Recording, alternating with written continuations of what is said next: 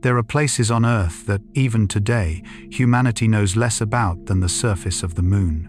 They are the deep oceans, where the last rays of sunlight dissolve into endless black water, where the pressure is powerful enough to crush nearly every land-dwelling creature, and where one of the most mysterious beings ever to inhabit both human imagination and scientific inquiry remains hidden: the giant squid. For thousands of years, stories of the kraken, a colossal sea monster capable of dragging entire ships beneath the waves, were dismissed as little more than the fears and fantasies of sailors. Yet the more we explore the oceans, the more we discover that behind every legend, there is often a small core of truth.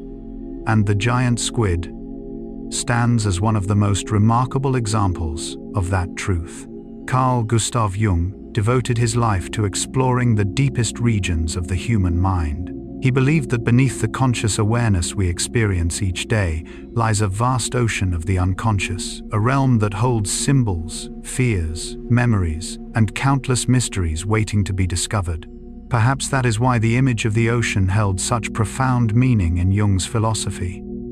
The deeper we descend beneath the sea, the more it resembles a journey into our own inner world. And perhaps the strange creatures hidden within the darkness are reflections of the mysterious dimensions that every human being carries within the soul. On tonight's journey, we will explore 100 fascinating facts about the giant squid, from its astonishing size and the largest eyes in the animal kingdom, to its silent battles with sperm whales thousands of meters beneath the surface, and the way modern science is gradually lifting the veil from a creature that once existed only in legend. Yet this is more than the story of a remarkable marine animal. It is also a story about the limits of human knowledge, the beauty of the unknown, and the quiet humility inspired by the vastness of nature.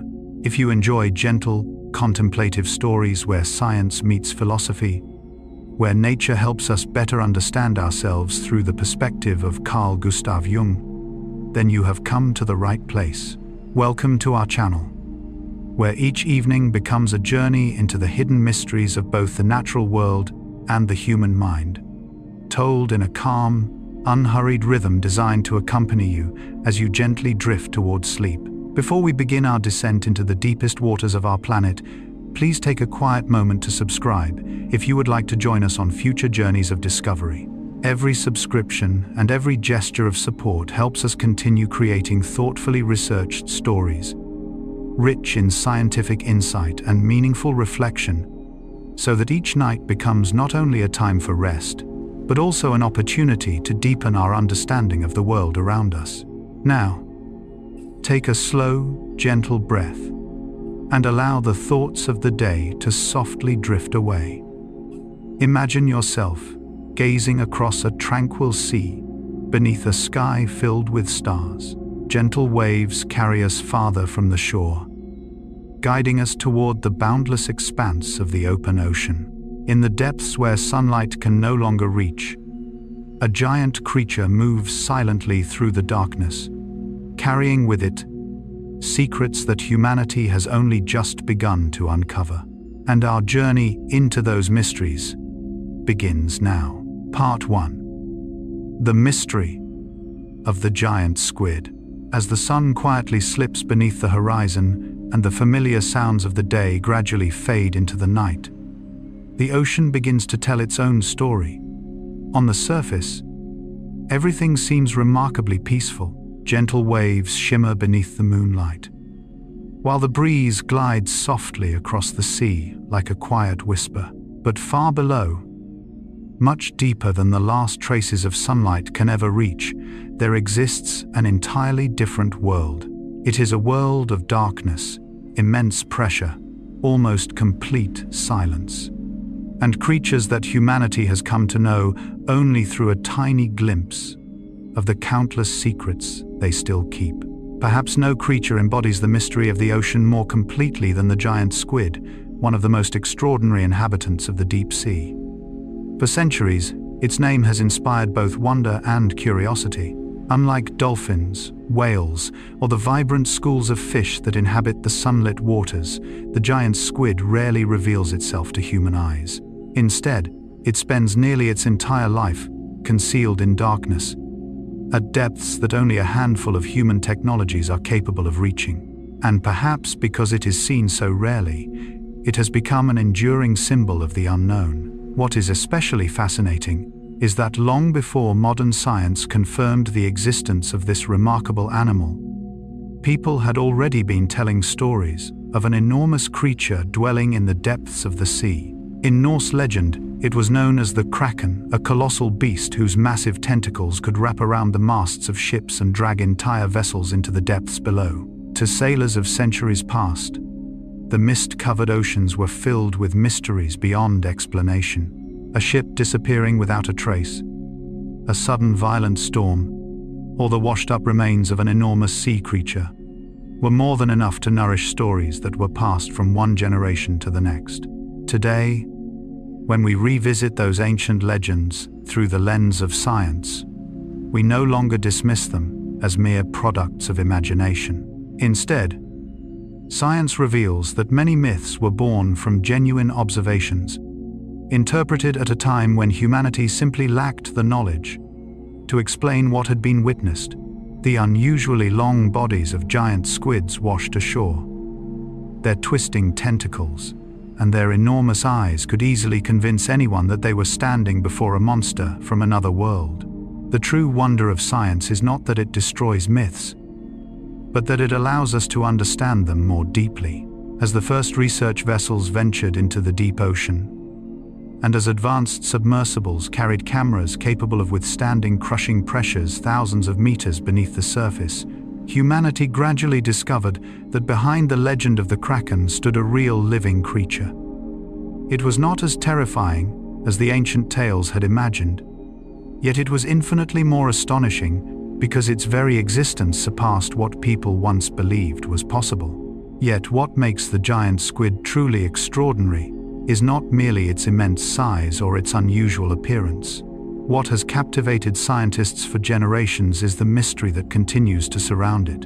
Even today, we still do not know exactly where giant squids reproduce. We have never observed their complete life cycle in the wild. We still do not fully understand how they communicate, how they navigate through perpetual darkness, or how they survive each day in a world where sunlight never reaches. It is remarkable to remember that humanity set foot on the moon decades ago and has sent spacecraft to planets millions of kilometers away. Yet we still know so little about a creature living here on our own world. Perhaps the greatest reason lies in the place the giant squid has chosen to call home. The deep ocean remains one of the most inaccessible environments on Earth. The pressure there is hundreds of times greater than at the surface. Sunlight disappears completely. The temperature hovers only a few degrees above freezing. Under such conditions, every scientific expedition becomes an extraordinary technological challenge. And that is precisely why each rare moment when a camera captures a giant squid silently swimming through the darkness becomes an event that excites the scientific community around the world. There is something quietly meaningful when we take the time to reflect upon this remarkable creature. The more we learn about the giant squid, the more we realize that mystery is not something to fear. Mystery is what inspires humanity to keep learning. If every question already had an answer, perhaps we would lose one of the greatest joys of discovery. The ocean preserves its hidden depths, not to keep us away, but to remind us that knowledge will always reveal new horizons waiting to be explored. In many ways, the deep ocean resembles the landscape of the human mind itself. The part we see each day is like the sunlit surface of the sea, shimmering in the light. Beneath it lie memories, emotions, intuition, and countless possibilities that have yet to be fully explored. Just as scientists patiently lower their instruments into the depths to better understand the giant squid, each of us must find the quiet courage to journey inward into the deeper places of our own inner world. Not to conquer those depths, but to understand that the unknown is a natural and essential part of life. Perhaps that is why the giant squid has become more than simply a marine animal. It has become a symbol of everything that remains hidden, a creature that lives in darkness, yet quietly illuminates humanity's desire to explore. A creature that appears only rarely, yet every appearance leaves us asking new questions. In the profound stillness of the deep ocean, it reminds us that nature is always greater than our imagination, and that reality can sometimes be even more extraordinary than the greatest legends ever told. Tonight, as our journey has only just begun, let us gently set aside the concerns of the day and allow our imagination to drift with the unseen ocean currents. Together, let us descend through each layer of the deep sea, where the light gradually fades, where silence becomes the language of the ocean, and where one of the planet's most mysterious creatures continues its quiet passage through the darkness. Perhaps, in those profound depths, we will discover not only more about the giant squid, but also something about humility, about curiosity, and about the endless beauty of all that humanity has yet to understand. Part 2. Immense size and an extraordinary form. When we think of the largest living things on Earth, our minds often turn to blue whales, herds of African elephants, or ancient trees that have stood for thousands of years. Yet in the depths where sunlight can no longer reach, there exists a creature whose grandeur takes an entirely different form. It possesses neither a massive skeleton nor thick armor, nor the enormous teeth of the great predators that roam the land.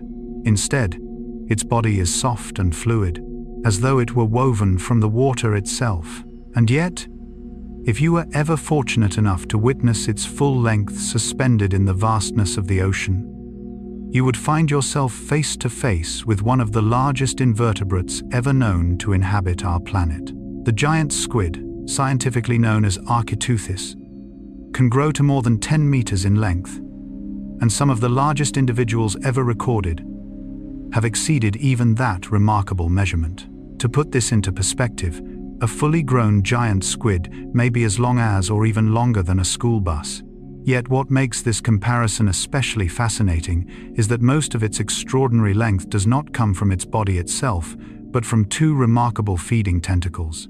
These extraordinary appendages are largely responsible for the strange appearance that once convinced generations of sailors they had witnessed a creature emerging straight from the pages of legend. If we were to look only at its main body, the giant squid would appear surprisingly similar to many other squid species. Its elongated, tube-shaped body, known as the mantle, houses its vital organs and the powerful muscles that propel it gracefully through the water. But the moment its two long tentacles slowly extend outward, the entire picture changes. They reach forward like two living ribbons drifting through the darkness, stretching several times the length of the mantle before ending in specialized clubs lined with powerful suckers. These tentacles allow the squid to seize prey from a considerable distance without expending unnecessary energy, a crucial advantage in the deep ocean, where every movement must be made with care. There is something quietly beautiful about the form nature has chosen for this remarkable creature. It is not massive in the way a mountain or a boulder is massive. Instead, its greatness belongs to the language of water. There are no sharp edges, no rigid angles, no unnecessary weight. Every movement of its soft body seems to flow effortlessly with the rhythm of the sea itself. In the profound darkness of the deep ocean, it is not a colossal object resisting the currents, but rather the currents themselves transformed into a living being. Perhaps the most astonishing feature of the giant squid is neither its size nor its tentacles, but its eyes. They are the largest eyes ever known in the entire animal kingdom. Each eye can measure more than 25 centimeters in diameter, roughly the size of a large dinner plate. At first glance, such an extraordinary feature may seem almost bizarre, yet in biology, very few characteristics exist without a purpose. In the deep sea, sunlight has almost completely vanished. The final rays from the surface are absorbed long before they can reach the depths where the giant squid lives. In such darkness, enormous eyes are not simply unusual, they are essential for survival. The larger the eye, the more precious photons it can gather, the more light it collects. However faint, the greater its ability to detect subtle movement in the surrounding water. With these remarkable eyes, a giant squid can perceive faint biological glows or disturbances in the water from remarkable distances, helping it locate prey while also detecting approaching predators before it is too late. It is remarkable to consider that the largest feature of its body is not a weapon, but an instrument of perception. Nature seems to suggest that in a world filled with uncertainty, seeing clearly is sometimes more important than striking with force. And perhaps that lesson belongs not only to life beneath the sea. It was likely this extraordinary appearance that transformed the giant squid into the inspiration for countless legends. Imagine yourself as a sailor several centuries ago. Your ship drifts across a mist-covered ocean. After a violent storm, a strangely elongated body suddenly rises from beneath the waves, while enormous tentacles sway with the movement of the sea.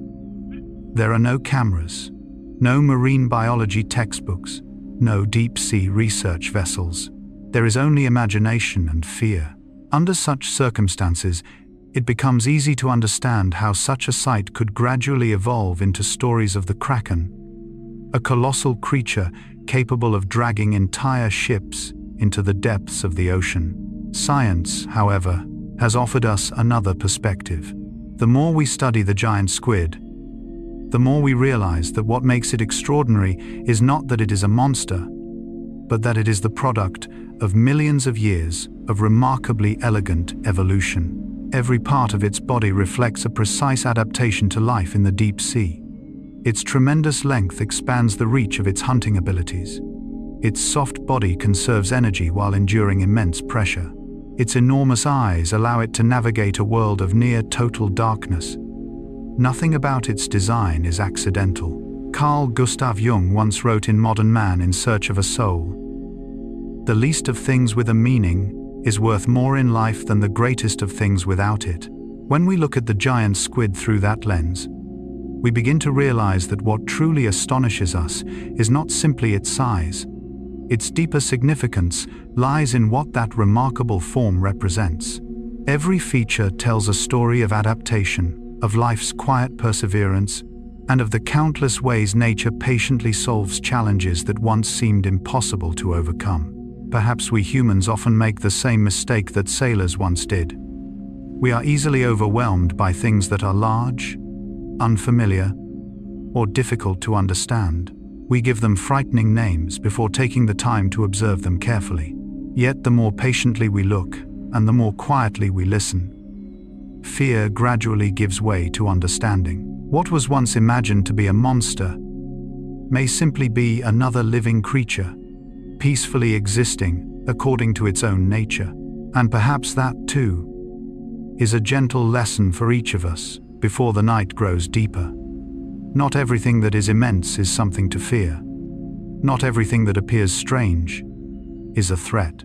Sometimes, the things that unsettle us most are simply the things we have not yet had the opportunity to understand. Just as the giant squid continues its silent journey through waters thousands of meters beneath the surface, many of nature's greatest mysteries continue to exist without demanding attention.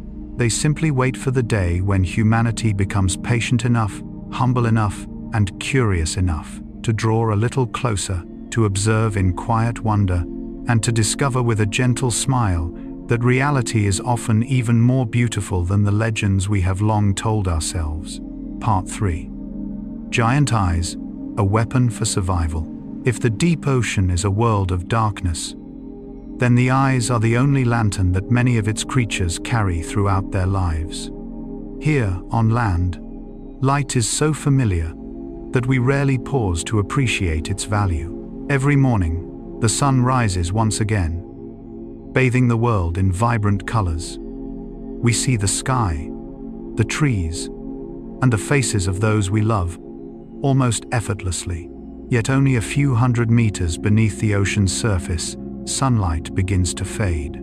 And thousands of meters below, where the giant squid makes its home, the sun has become nothing more than a distant memory, a presence that the creatures of those depths have never truly known. There, darkness is not merely the absence of light for a few hours.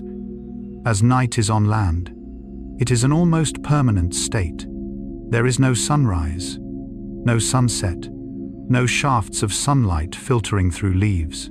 There is only a vast, silent, and frigid expanse where every movement unfolds in near-perfect stillness. And yet, within this seemingly unforgiving environment, nature has created one of its most remarkable biological masterpieces. The eyes of the giant squid.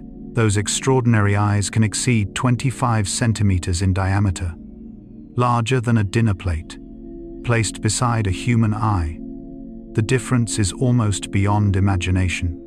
If a human eye is roughly the size of a small ping-pong ball, the eye of a giant squid resembles a tiny planet, occupying a significant portion of its head.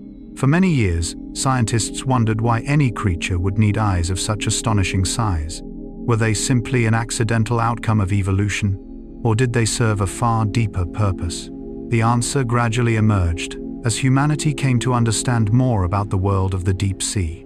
In a place where sunlight has almost entirely disappeared, the ability to see fine details is no longer what matters most. What becomes essential is the ability to detect the faintest traces of light, the slightest changes in the surrounding environment, and the nearly imperceptible movements within the immense darkness of the ocean.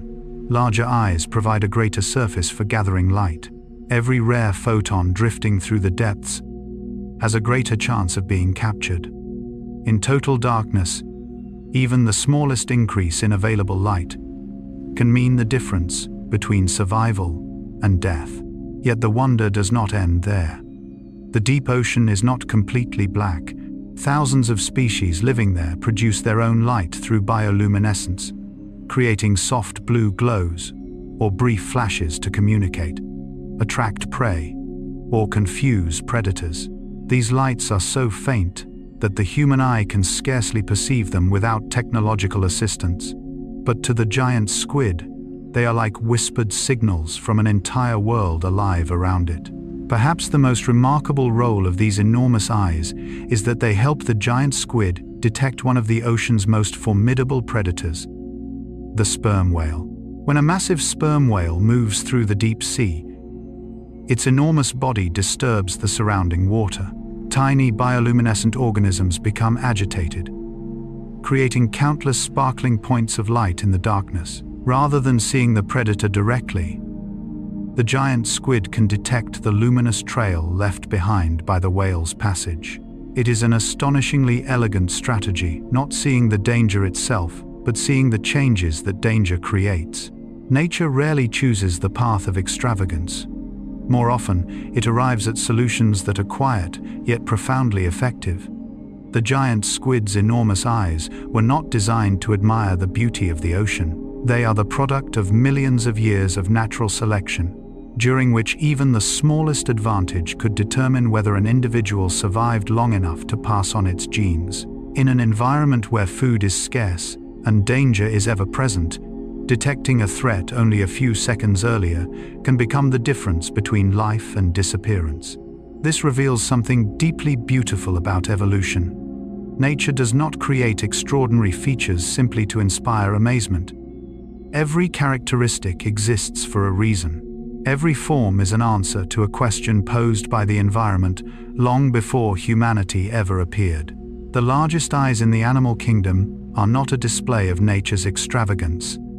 They are nature's elegant solution to the problem of darkness. Perhaps it is here that we encounter another meaningful parallel with the reflections of Carl Gustav Jung.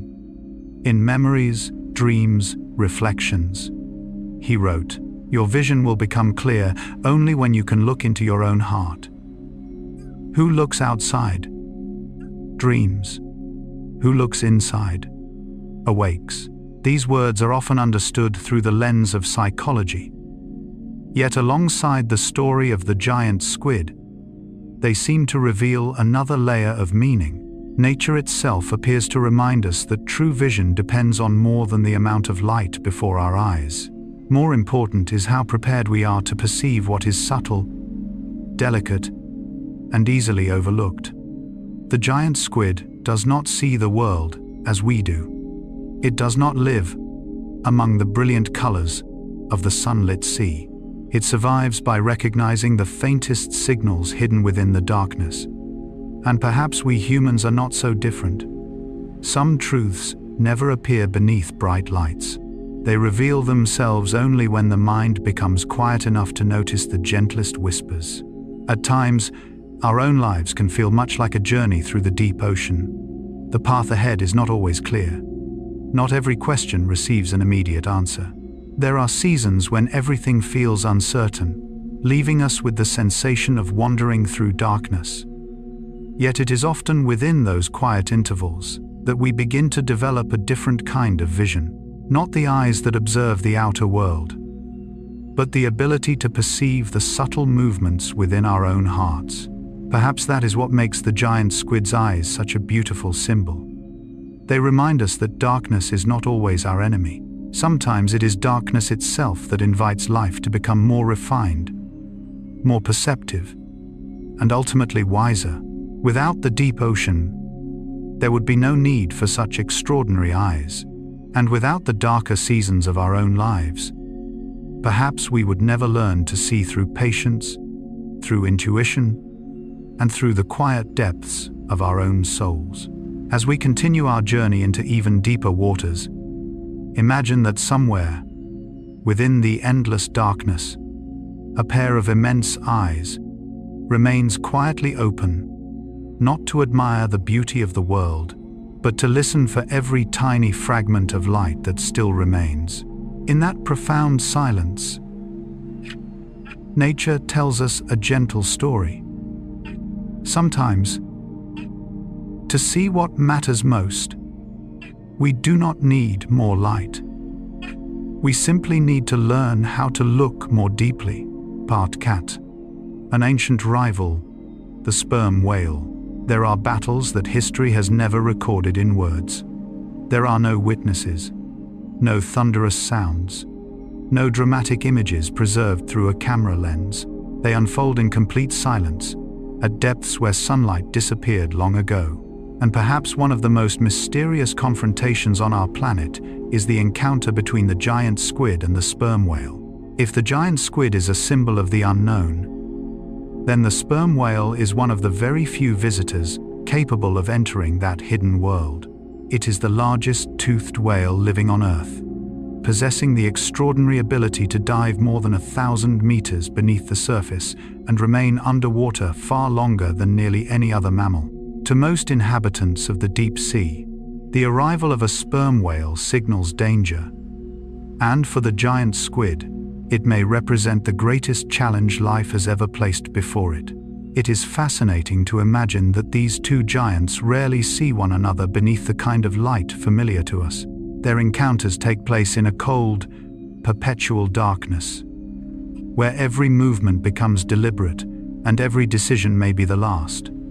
There are no roars, no crashing collisions, only the movement of water, waves of pressure, passing silently through the depths, and instincts refined through millions of years of evolution. For centuries, humanity could only imagine these encounters.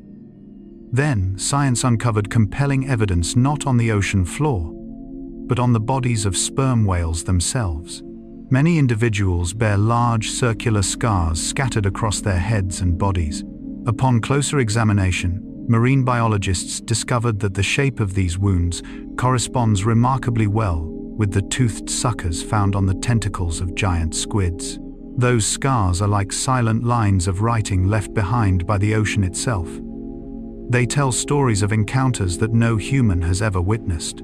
Every circular mark on the whale's thick skin records a moment when the giant squid fought back with every ounce of strength it possessed. And every scar that remains years later reminds us that although the sperm whale is usually the victor, the hunt has never been effortless. This transforms our understanding of the giant squid. It is not a helpless creature entirely defenseless before a far larger predator. On the contrary, when confronted with the struggle between life and death, it turns its entire body into a remarkably effective system of defense. Its 8 powerful arms grip tightly onto its opponent. Its 2 long tentacles reach outward, striving either to maintain distance or to seize an opportunity for counterattack. Hundreds of suckers, each ringed with sharp, hardened teeth, anchor themselves into the whale's thick skin, leaving marks that may remain throughout much of the whale's life. There is something deeply meaningful in this image. Nature has never promised that the smaller or seemingly more vulnerable creature must always lose. Evolution creates more than strength. It also creates resilience. The giant squid cannot change the fact that the sperm whale is larger, stronger, and a more efficient predator. Yet it still fights with everything it has, not because victory is guaranteed, but because that is how life responds to danger. Scientists believe that most giant squids ultimately become prey for sperm whales.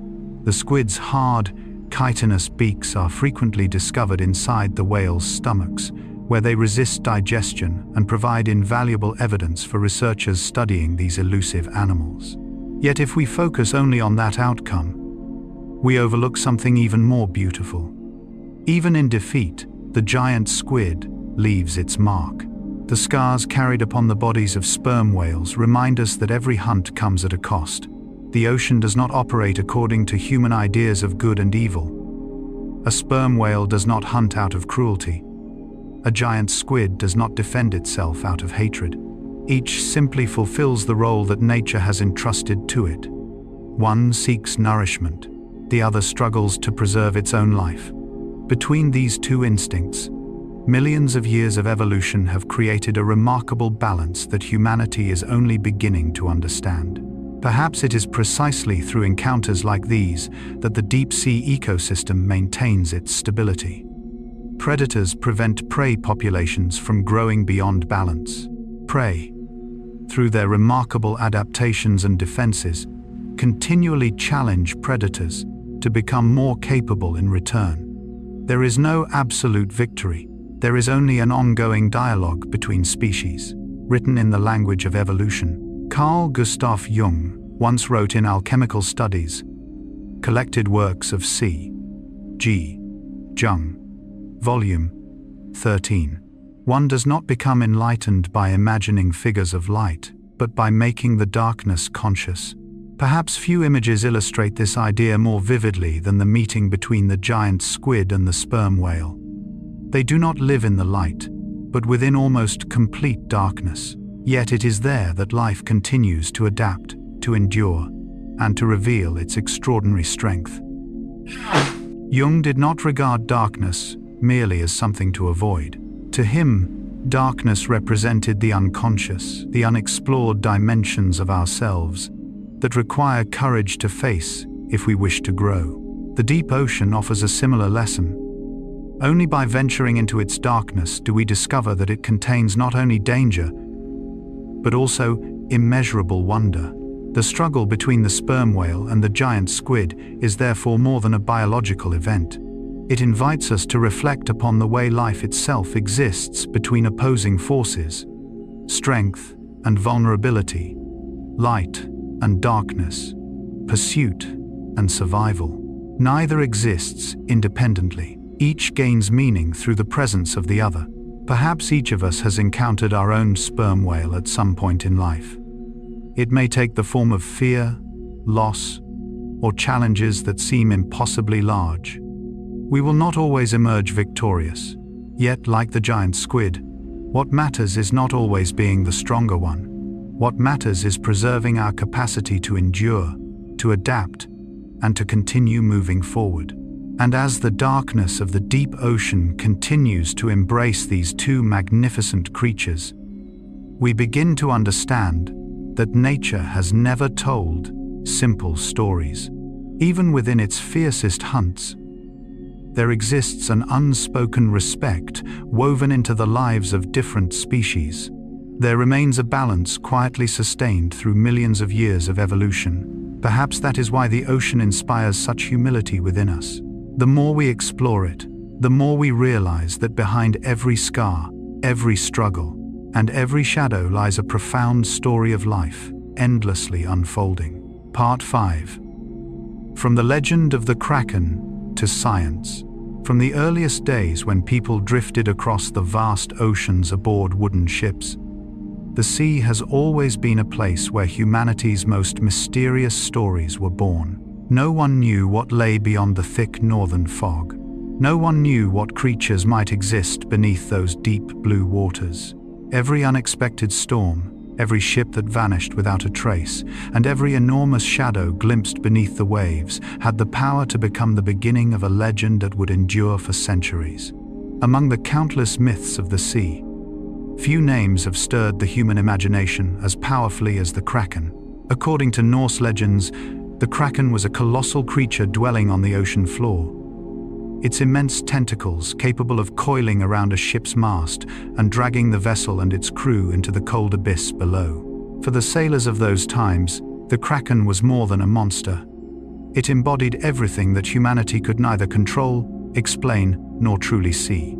From the perspective of the modern world, it is easy to smile and dismiss such stories as products of imagination. Yet if we listen to these ancient tales a little more carefully, we begin to notice something deeply fascinating. Nearly all of humanity's great myths did not emerge from empty fantasy. More often, they began with genuine experiences that were passed from one generation to another. With every retelling, a little more emotion, a little more fear, and a little more imagination became woven into the narrative until truth and symbol became inseparable.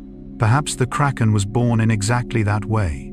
Imagine, for a moment, a morning many centuries ago, after a violent storm, villagers along the shores of Norway or Iceland discover the enormous body of a strange creature washed onto the beach.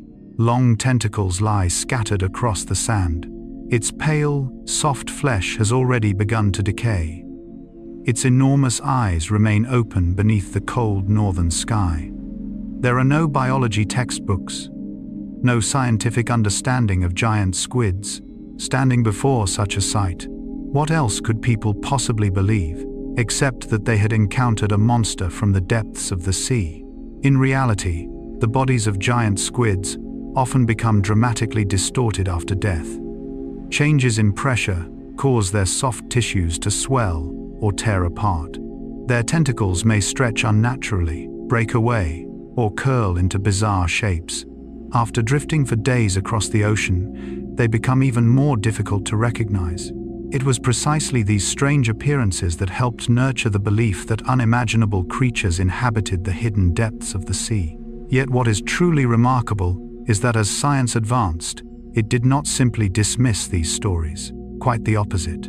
Many researchers now believe that the legend of the Kraken may well have been inspired by genuine encounters with giant squids, whether first-hand or passed along through sailors' accounts. What was once dismissed as fantasy turned out to rest upon a foundation of reality, not because the Kraken truly dragged ships beneath the waves as the legends described, but because the extraordinary creature that inspired those stories genuinely exists.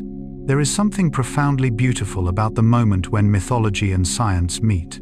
Science does not diminish the wonder of the world. It simply changes the way we experience that wonder. In the past, people marveled because they believed in monsters. Today, we marvel because we know that nature has indeed created a creature of such astonishing size, living in a realm that humanity has scarcely begun to explore. Perhaps this is also what Carl Gustav Jung sought to illuminate throughout his studies of symbols and mythology. For Jung, myths were never merely stories told for entertainment. They reflected the way the human mind expresses realities that cannot yet be fully named. In The Archetypes and the Collective Unconscious, he wrote, "The unconscious is not merely evil by nature, it is also the source of the highest good.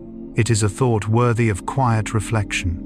Within the depths of the collective unconscious, humanity stores not only its fears, but also its intuition, its imagination, and its capacity to sense realities beyond ordinary experience. The Kraken, therefore, may be understood as a symbol born at the meeting point between genuine observation and the collective unconscious. Our ancestors encountered something vast, unfamiliar, and extraordinary, and their minds clothed it in the form of a monster, not because they lacked reason, but because symbolism was the most natural language available to them. This also reminds us that human beings often respond in much the same way whenever we encounter the unknown. When information is incomplete, imagination naturally fills the empty spaces. Sometimes this gives birth to art, mythology, and poetry. At other times, it gives rise to fear. Yet both emerge from the same deeply human desire, the desire to understand the world. Then science enters the conversation not to silence imagination, but to engage with it. Deep-sea expeditions, cameras capable of surviving crushing pressures, DNA analysis, and anatomical research gradually assemble one piece of the puzzle after another. Each time a giant squid is successfully filmed in its natural habitat, the boundary between myth and reality grows a little less distinct. What our ancestors once described around the warmth of a fire now appears before us in high-definition images. The sense of wonder remains exactly the same, only now it is accompanied by evidence. Perhaps that is one of science's greatest gifts. It does not steal the magic from the world. Instead, it reveals that reality is sometimes even more astonishing than imagination itself.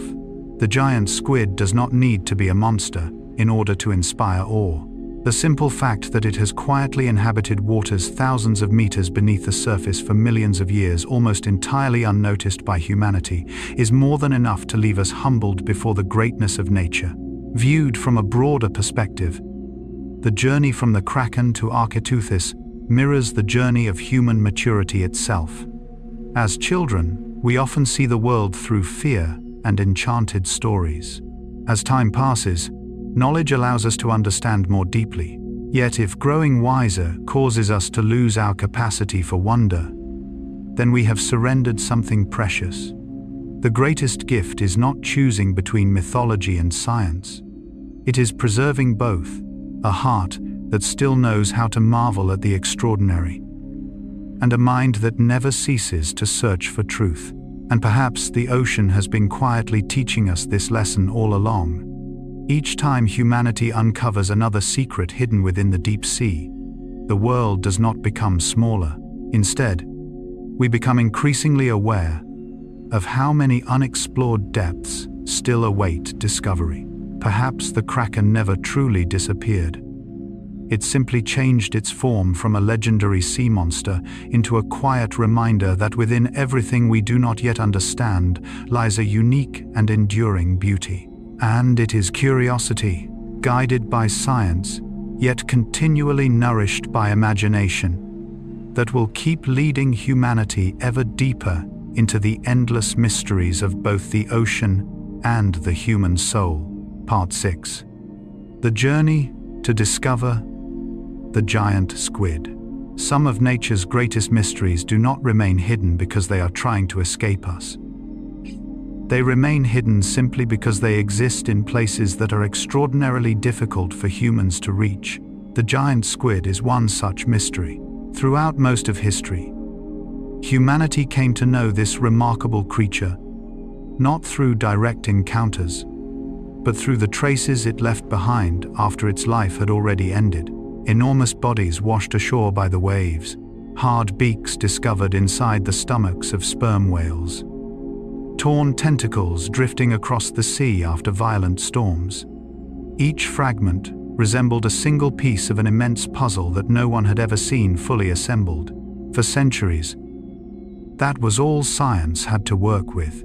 This made the search for the giant squid one of the most extraordinary stories in the history of biology. Normally, scientists observe animals within their natural habitats, documenting their behavior, ecology, and life cycles. But with the giant squid, the process unfolded in almost the opposite direction.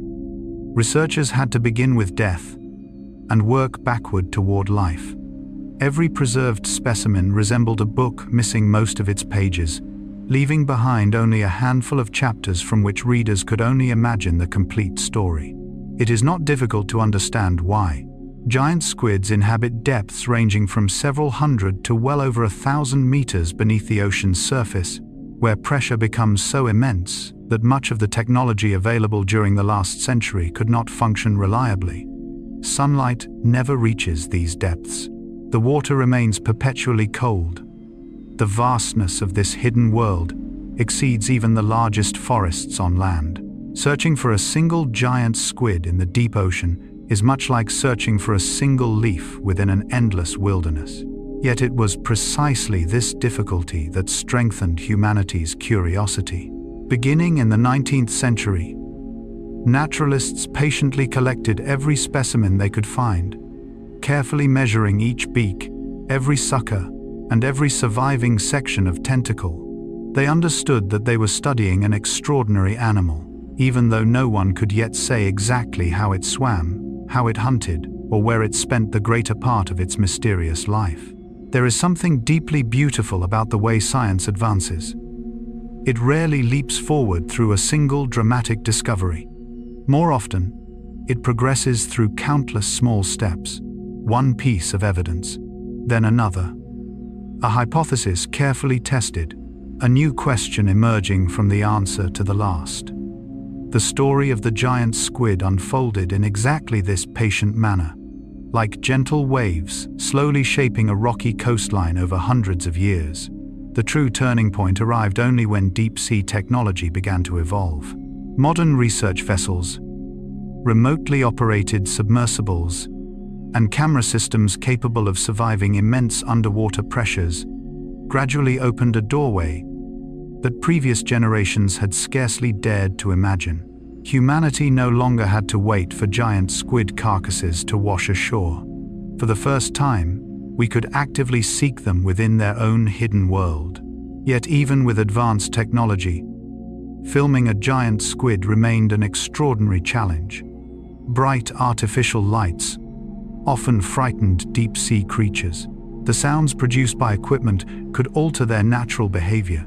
Simply lowering a camera to the correct depth and waiting patiently within absolute darkness for hours or even days required a level of perseverance that bordered on the extraordinary.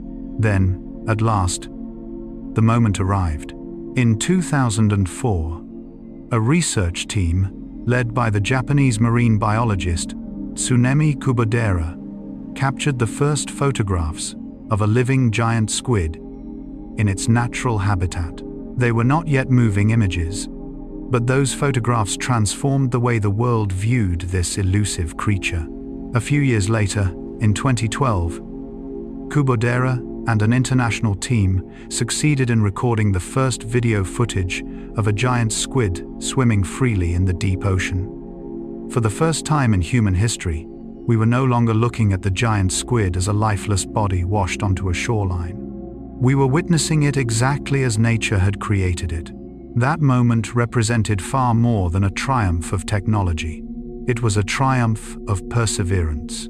A question that had endured for centuries was finally answered with living images. What fascinated many viewers most was that the giant squid looked nothing like the terrifying monster of ancient legend. It did not charge through the darkness, destroying everything before it. It bore little resemblance to the fearsome kraken of old stories. Instead, it moved with remarkable grace, softness, and quiet elegance through the dark water. Its long body flowed effortlessly through the depths, reflecting the faint glow of the research lights, with a beauty that was both strange and deeply moving.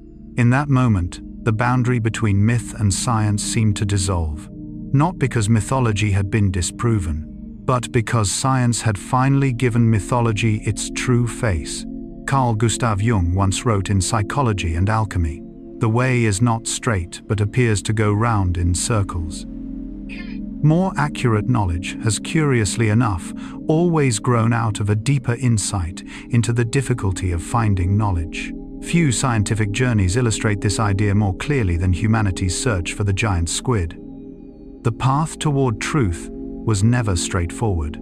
It wound through endless cycles of uncertainty, disappointment, renewed hope, and fresh questions. Every time scientists believed they were nearing an answer, they discovered an even greater number of mysteries waiting beyond it. Yet it was precisely this willingness to continue forward through uncertainty that transformed curiosity into knowledge. Viewed more broadly, this journey resembles our own search for self-understanding.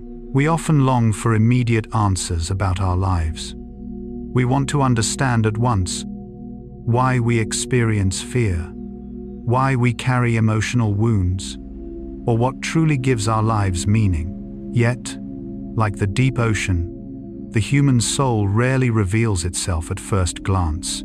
There are depths that become visible only when we are patient enough to remain quietly with ourselves. Some answers emerge only after years of observation, reflection, and the humble acceptance that we do not yet know everything. Perhaps this is the gentle lesson the giant squid quietly offers us.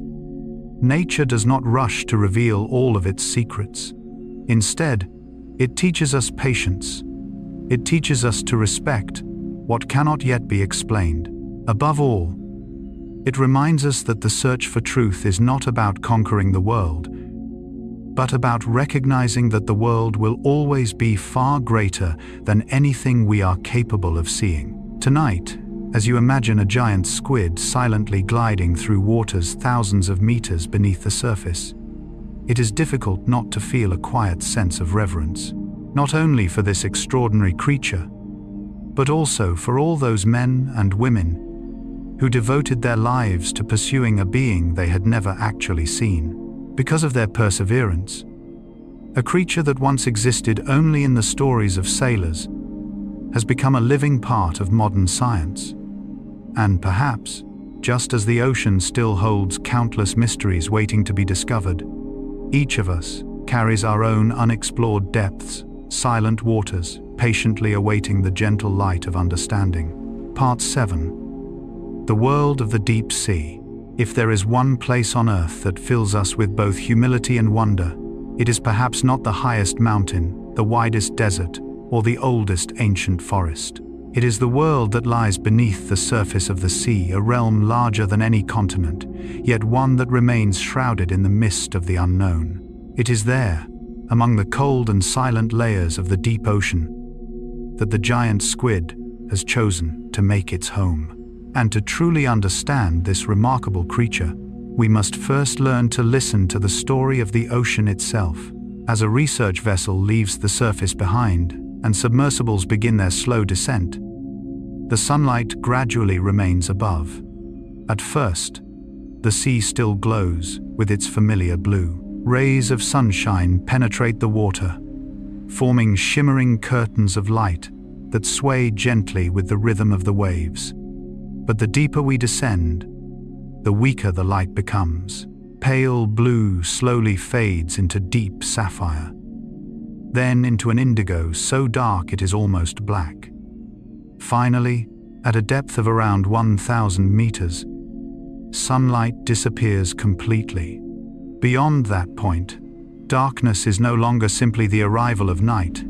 It becomes a permanent state. This is where the giant squid lives. It is difficult for us to imagine a world without sunrise, without sunset, without a sky overhead, and without changing seasons. For millions of years, this hidden realm has remained wrapped in the same ancient stillness. Not a single ray of light from the surface can reach it. Not a single sound from life on land can travel so far.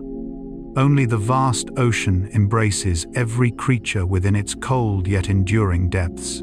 If darkness is the first challenge of the deep sea, then pressure is the second. At a depth of roughly 1,000 meters, the pressure is already about 100 times greater than it is at Earth's surface. In even deeper waters, it continues to rise. For humans, the slightest flaw in the design of a submersible can result in disaster. Yet for the creatures that evolved here, immense pressure is not something to fear. It is simply a part of everyday existence, just as the atmosphere is for us. This reminds us that nature has an extraordinary capacity to adapt in ways far beyond our imagination. What humans regard as an unforgiving environment is simply home to countless forms of life. The giant squid does not resist the crushing pressure of the deep sea. It was shaped by evolution to belong there. Its soft body, free from rigid bones, becomes a remarkable advantage in a world where immense force presses inward from every direction. And yet, perhaps the greatest surprise is that the darkness of the deep ocean is not completely black. Within that seemingly endless emptiness, thousands of tiny creatures produce light of their own. Soft blue glows, delicate flashes, and gentle rings of illumination appear and disappear without warning. The phenomenon known as bioluminescence transforms the deep sea into an upside-down night sky, where every living creature seems to carry its own tiny star. Some species use light to attract a mate, others use it to confuse predators. Still others create dazzling displays to lure unsuspecting prey. Within what appears to be complete darkness, life continues to invent elegant ways to communicate, to survive, and to carry forward an evolutionary journey that has lasted for millions of years. If we could quietly drift through these hidden waters, perhaps the first emotion we would feel would not be fear. It would be wonder, a gentle sense of awe upon realizing that even the darkest place on Earth is filled with life. The giant squid is only one among countless inhabitants of this extraordinary world. Around it drift glowing jellyfish like translucent lanterns, fish carrying luminous organs before their heads, nearly invisible creatures silently floating with the currents, and countless forms of life that science has not yet even named. There is something deeply worth reflecting upon here. Humanity has walked upon the moon. We have sent spacecraft to Mars, Jupiter, and many other distant worlds. Yet much of our own ocean floor remains largely unexplored. Scientists estimate that a significant portion of the seabed has never been directly observed in high resolution. This means that beneath the ships crossing the seas every day, an entire hidden world still exists about which we know remarkably little. Perhaps that is exactly what makes the ocean so endlessly captivating. It reminds us that all of human knowledge, no matter how far it has advanced, remains only a small island surrounded by an immense ocean of mystery. Carl Gustav Jung once wrote, in The Structure and Dynamics of the Psyche, Collected Works of C.G. Jung, Volume 8, "The unconscious is the mother of consciousness." This is more than simply an observation about psychology. Standing before the vastness of the deep ocean, Jung's words seem to acquire another beautiful, symbolic meaning. If the sunlit surface represents the conscious mind we experience each day, then the deep sea may be seen as an image of the unconscious, far greater, far older, and filled with countless realities we have yet to understand. Jung frequently used the sea as a symbol of the collective unconscious, not because he intended to equate the ocean with the human mind, but because both share the same essential quality. The visible surface represents only a tiny fraction of their true depth. We spend most of our lives upon the waves above, where everything feels familiar and easily understood. Yet beneath those waves lies an immense world of memory, instinct, symbolism, and unrealized potential. Perhaps that is also why the giant squid stirs such powerful emotions within us. It is more than simply a creature of the deep sea.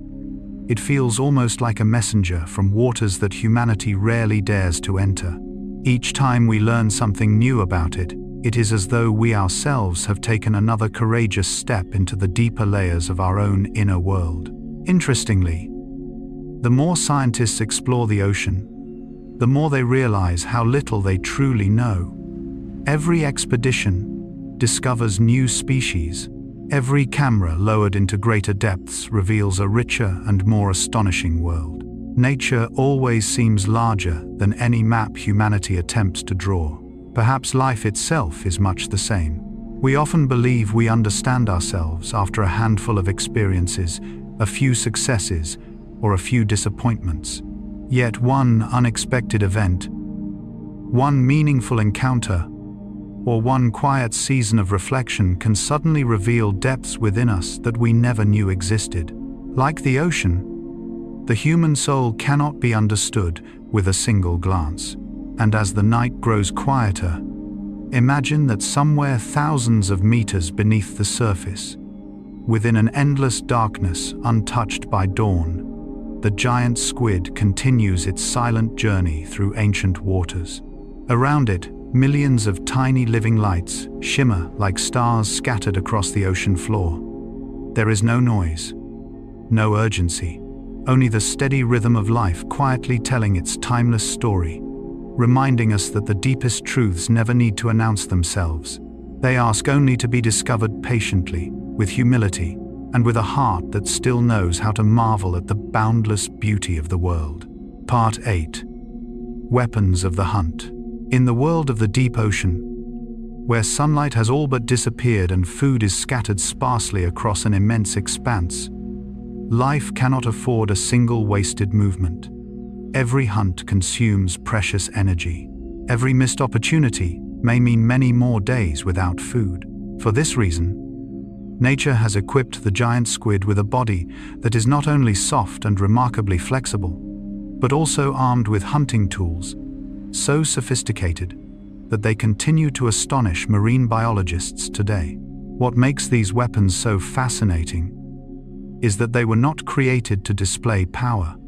They exist to serve the simplest purpose shared by every living creature: to survive.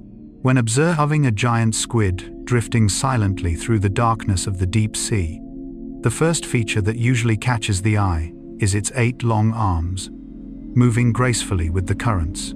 Yet that is only part of the story. Hidden among those 8 arms are 2 specialized feeding tentacles, considerably longer and entirely different in function. If the 8 arms resemble hands that remain close to the body, these 2 tentacles are more like elongated arms capable of reaching far into the surrounding world. For most of the time, the tentacles remain neatly retracted, blending almost invisibly into the squid's slow, effortless movements. They wait with remarkable patience, moving gently with the rhythm of the water. But the moment prey enters the proper range, everything changes in an instant. Powered by a highly specialized muscular system, the tentacles can shoot forward with astonishing speed before retracting just as quickly. It is a movement that is both extraordinarily precise and remarkably energy efficient, a beautiful demonstration of evolution's remarkable ingenuity. At the tip of each tentacle lies a structure known as the tentacular club. Here, the squid concentrates its most powerful suckers, each one surrounded by sharp, chitinous rings of tiny teeth. The instant a tentacle makes contact with its prey, these suckers clamp down with extraordinary force. Rather than engaging in long pursuits or high-speed chases, like many predators near the ocean's surface, the giant squid needs only a single, accurately timed strike to transform distance into an advantage. There is something profoundly elegant about the way nature has solved this challenge. Instead of creating an animal that must constantly swim at great speed, evolution chose a far more economical strategy. In an environment where energy is always scarce, efficiency matters more than raw strength. A single movement made at precisely the right moment is worth far more than hundreds of wasted efforts. The deep ocean seems to remind us that patience itself is a form of intelligence. Once the prey has been drawn close, the squid's 8 arms begin their work. They do more than simply hold the prey firmly. They gently guide it toward the center of the body. And there, where the 8 arms converge, lies one of the giant squid's most extraordinary anatomical features: its mouth. Unlike the mouths of many familiar animals, a squid's mouth is not positioned at the front of its face. Instead, it sits at the very center of the circle formed by its arms, protected from nearly every direction. This arrangement allows captured prey to be delivered directly to the feeding apparatus with remarkable efficiency and almost no unnecessary movement. The first thing awaiting the prey is not a row of teeth. It is a beak, The beak of the giant squid is often compared to that of a parrot because of its curved, razor-sharp shape. Yet behind its relatively small appearance lies one of the strongest biological materials produced by nature. The beak consists primarily of chitin combined with specialized proteins, forming a structure that is exceptionally hard and durable while remaining light enough to function efficiently underwater. It is this remarkable beak that slices the prey into manageable pieces before the food continues deeper into the digestive system. Yet even then, the journey is not complete. Hidden behind the beak is an organ unfamiliar to many people: the radula. This remarkable structure is a ribbon-like band covered with thousands of microscopic teeth arranged in multiple rows, functioning much like a tongue lined with tiny teeth. As food passes over it, the radula continuously scrapes, grinds, and shreds each piece before it enters the digestive tract. Refined through millions of years of evolution, it enables the squid to extract the greatest possible nutritional value from every meal, in an environment where every feeding opportunity is precious. When we observe this entire process, one truth becomes unmistakably clear. The body of the giant squid is not a collection of independent parts. Every structure works together like the carefully orchestrated movements of a symphony. The eyes detect motion. The tentacles strike at precisely the right moment. The suckers secure the prey. The 8 arms draw it inward. The beak slices it apart. The radula continues the work of grinding it down. No single component acts alone. Each plays an essential role within a perfectly integrated system that has been refined by evolution. Perhaps this also invites us to reflect upon the way nature values harmony over spectacle. What makes the giant squid so extraordinary is not that it possesses one overwhelmingly powerful weapon, but that every one of its remarkable adaptations functions together as part of a balanced whole. True strength does not reside in any single structure. It emerges from the seamless cooperation of them all. Carl Gustav Jung once wrote in Aeon Collected Works of C. G. Jung, Volume 9, Part 2. The psychological rule says that when an inner situation is not made conscious, it happens outside, as fate. In Jung's psychology, instinct is not something to suppress or destroy. Rather, it forms one of the deepest foundations of human psychological life, a force to be understood and integrated into conscious awareness rather than denied.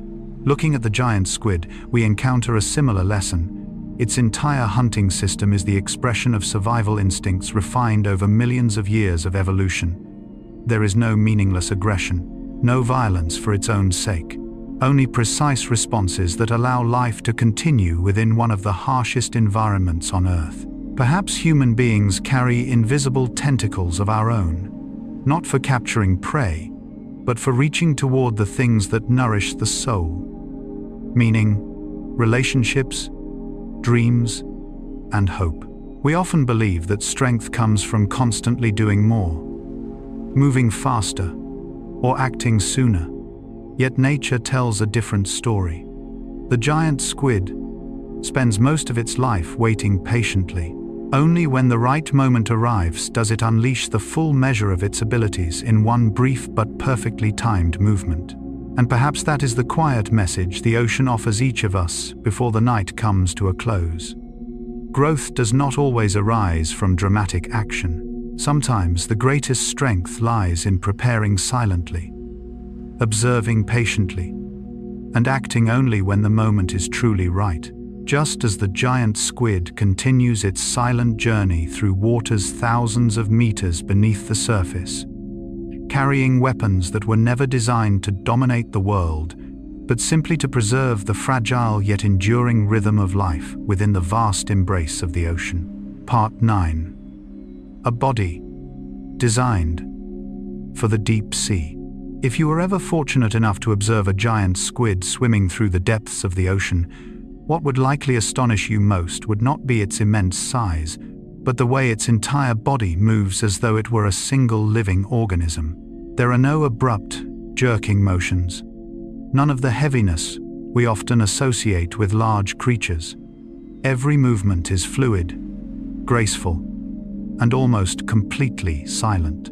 In the darkness, thousands of meters beneath the surface, where every unit of energy is precious, the giant squid's body stands as a beautiful example of how nature designs life with nothing wasted, nothing excessive, and everything working in harmony.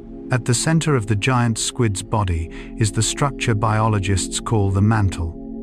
From the outside, it resembles a long cloak enclosing all of the animal's vital organs. Yet beneath this simple appearance lies an extraordinarily powerful muscular system. Within the mantle are the heart, the gills, the digestive system, the reproductive organs, and many other essential structures. More importantly, the mantle serves as the engine that powers nearly every movement of the squid's body. What makes the mantle particularly fascinating is that it functions very differently from the muscles we are familiar with in land animals. Rather than relying on a rigid skeleton for leverage, the giant squid generates movement through the contraction and relaxation of the thick, muscular wall surrounding its body. As these muscles contract, water inside the mantle cavity is compressed, preparing for the next stage of movement. When the muscles relax, fresh water flows back into the cavity. This cycle repeats thousands upon thousands of times throughout the squid's life, operating quietly like the breathing rhythm of the ocean itself. Extending from each side of the mantle is a pair of fins resembling two small wings. At first glance, they may appear unremarkable. Yet much like the rudder of a ship, their greatest purpose is not to generate speed, but to provide stability and precise control. As the giant squid drifts silently through the deep sea, these fins make countless subtle adjustments to its posture, allowing the body to remain balanced against invisible ocean currents. There is something wonderfully elegant about nature's solution. A creature stretching more than 10 meters in length maintains its balance through two soft fins, making movements so delicate they are almost impossible to notice. No powerful thrashing is required, only tiny, nearly imperceptible corrections. Yet the greatest secret behind the giant squid's remarkable mobility lies within an extraordinary structure known as the siphon, or funnel. It is one of evolution's most remarkable engineering achievements. After water is drawn into the mantle cavity, powerful muscles contract, forcing the water through the siphon at tremendous speed. According to the principle of jet propulsion, water expelled in one direction creates a force that drives the squid rapidly in the opposite direction. It is astonishing to realize that this very principle also forms the foundation of rocket propulsion and many modern technologies developed by humanity. Nature simply invented it hundreds of millions of years earlier. For most of its life, however, the giant squid has little need for powerful bursts of speed. It glides gently through the water using the coordinated movements of its mantle and fins, conserving every possible bit of energy. But when danger appears, or an immediate response becomes necessary, the entire system changes instantly. The mantle muscles contract with far greater force. Larger volumes of water are expelled through the siphon, and the squid shoots away with astonishing speed. Interestingly, because of the position of its siphon, the giant squid is capable of swimming backward with remarkable efficiency. To humans, moving backward often suggests hesitation or disadvantage, but for the squid, backward movement is its most natural and effective means of escaping danger. Once again, nature reminds us that there is no single correct way for every living creature to move. The best solution is always the one best suited to the environment in which life must survive. Perhaps this is also why the body of the giant squid continues to surprise us. From the outside, it appears so soft that it almost seems fragile.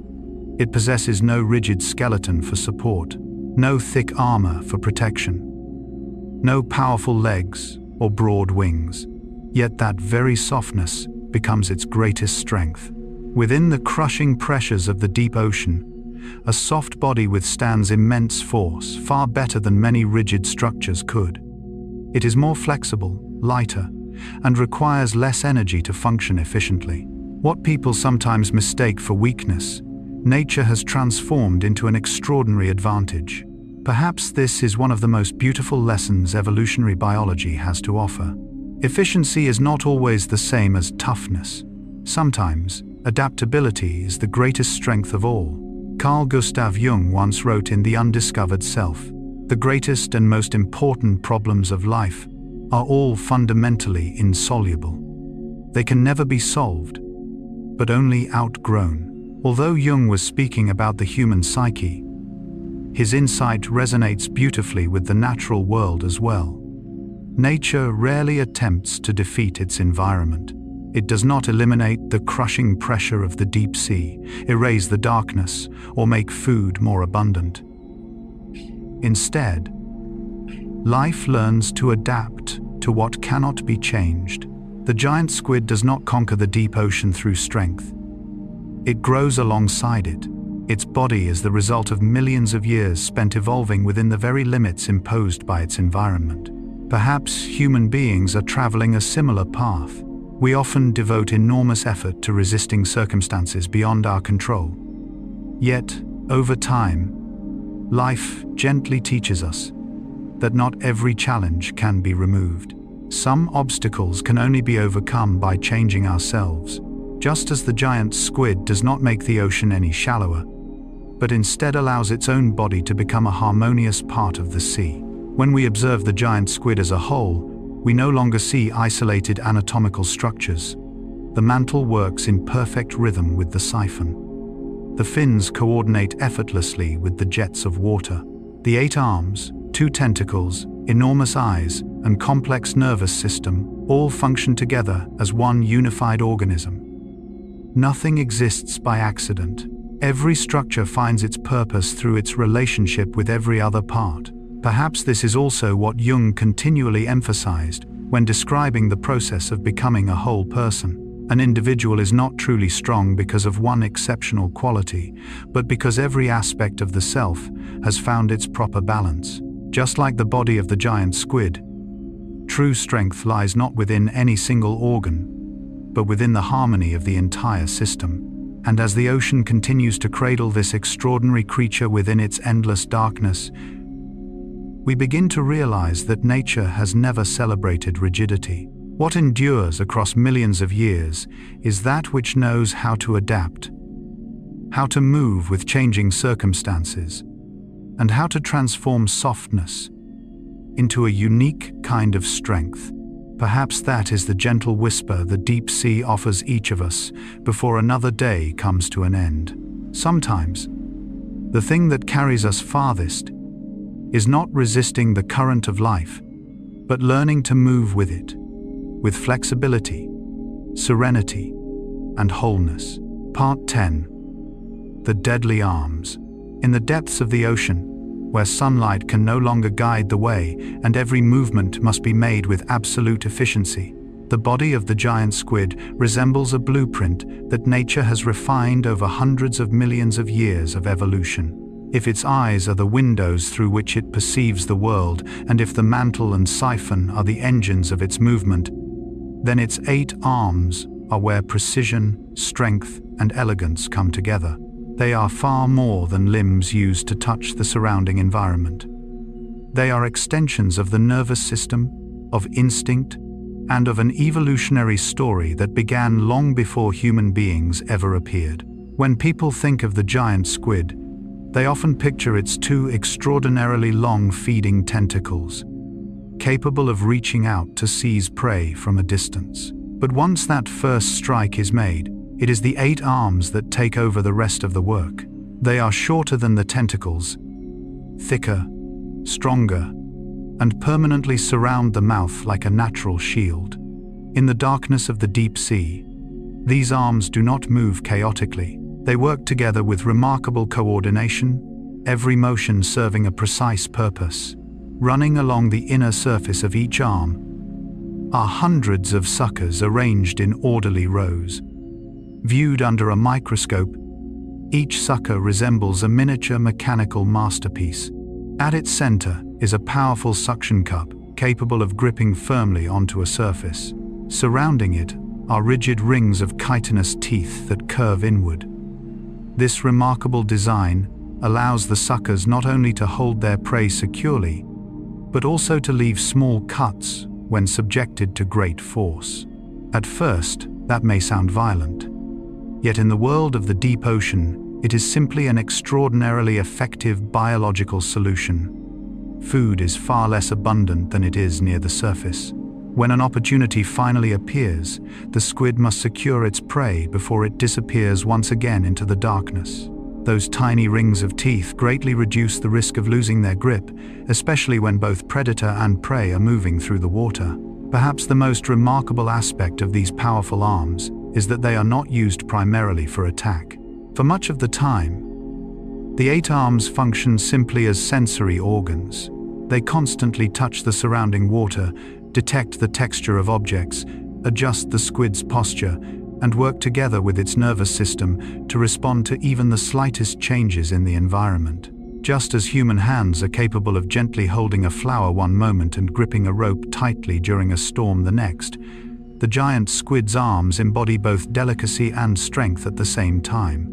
It is these very suckers that allowed scientists to trace the mysterious battles between giant squids and sperm whales.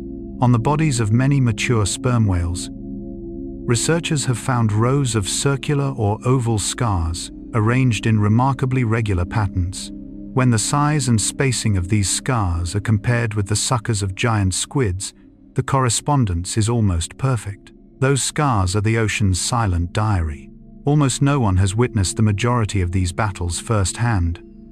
No cameras have recorded every struggle. Yet upon the skin of the sperm whale, nature has quietly preserved their memory.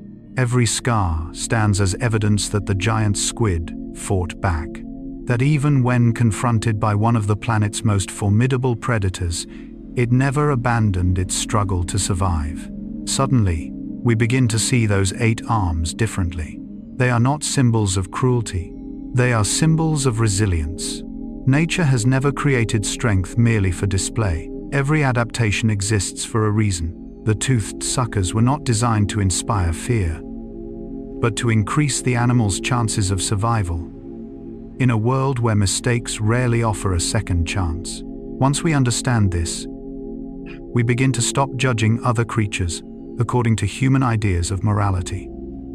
The ocean does not divide life into good and evil. It contains only living beings striving to fulfill their place within the delicate balance of nature. While studying the giant squid's arms, biologists have also discovered something equally fascinating. The arms do not function independently.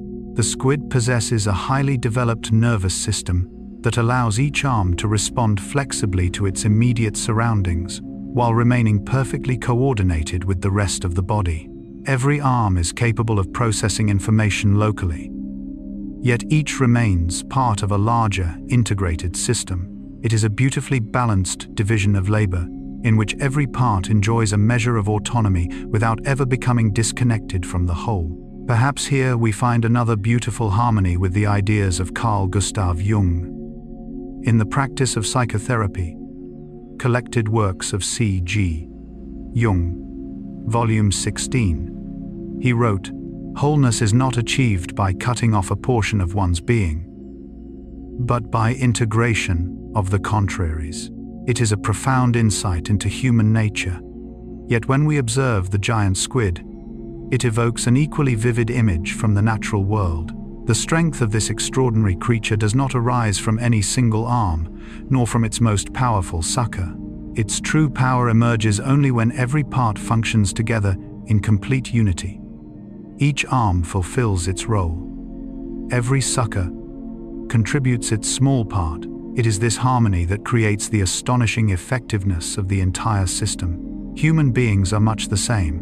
We often wish to eliminate the parts of ourselves that seem imperfect, our fears, our vulnerability, our hesitation, or the painful memories we would rather forget. Yet Jung believed that psychological maturity does not come from cutting those parts away.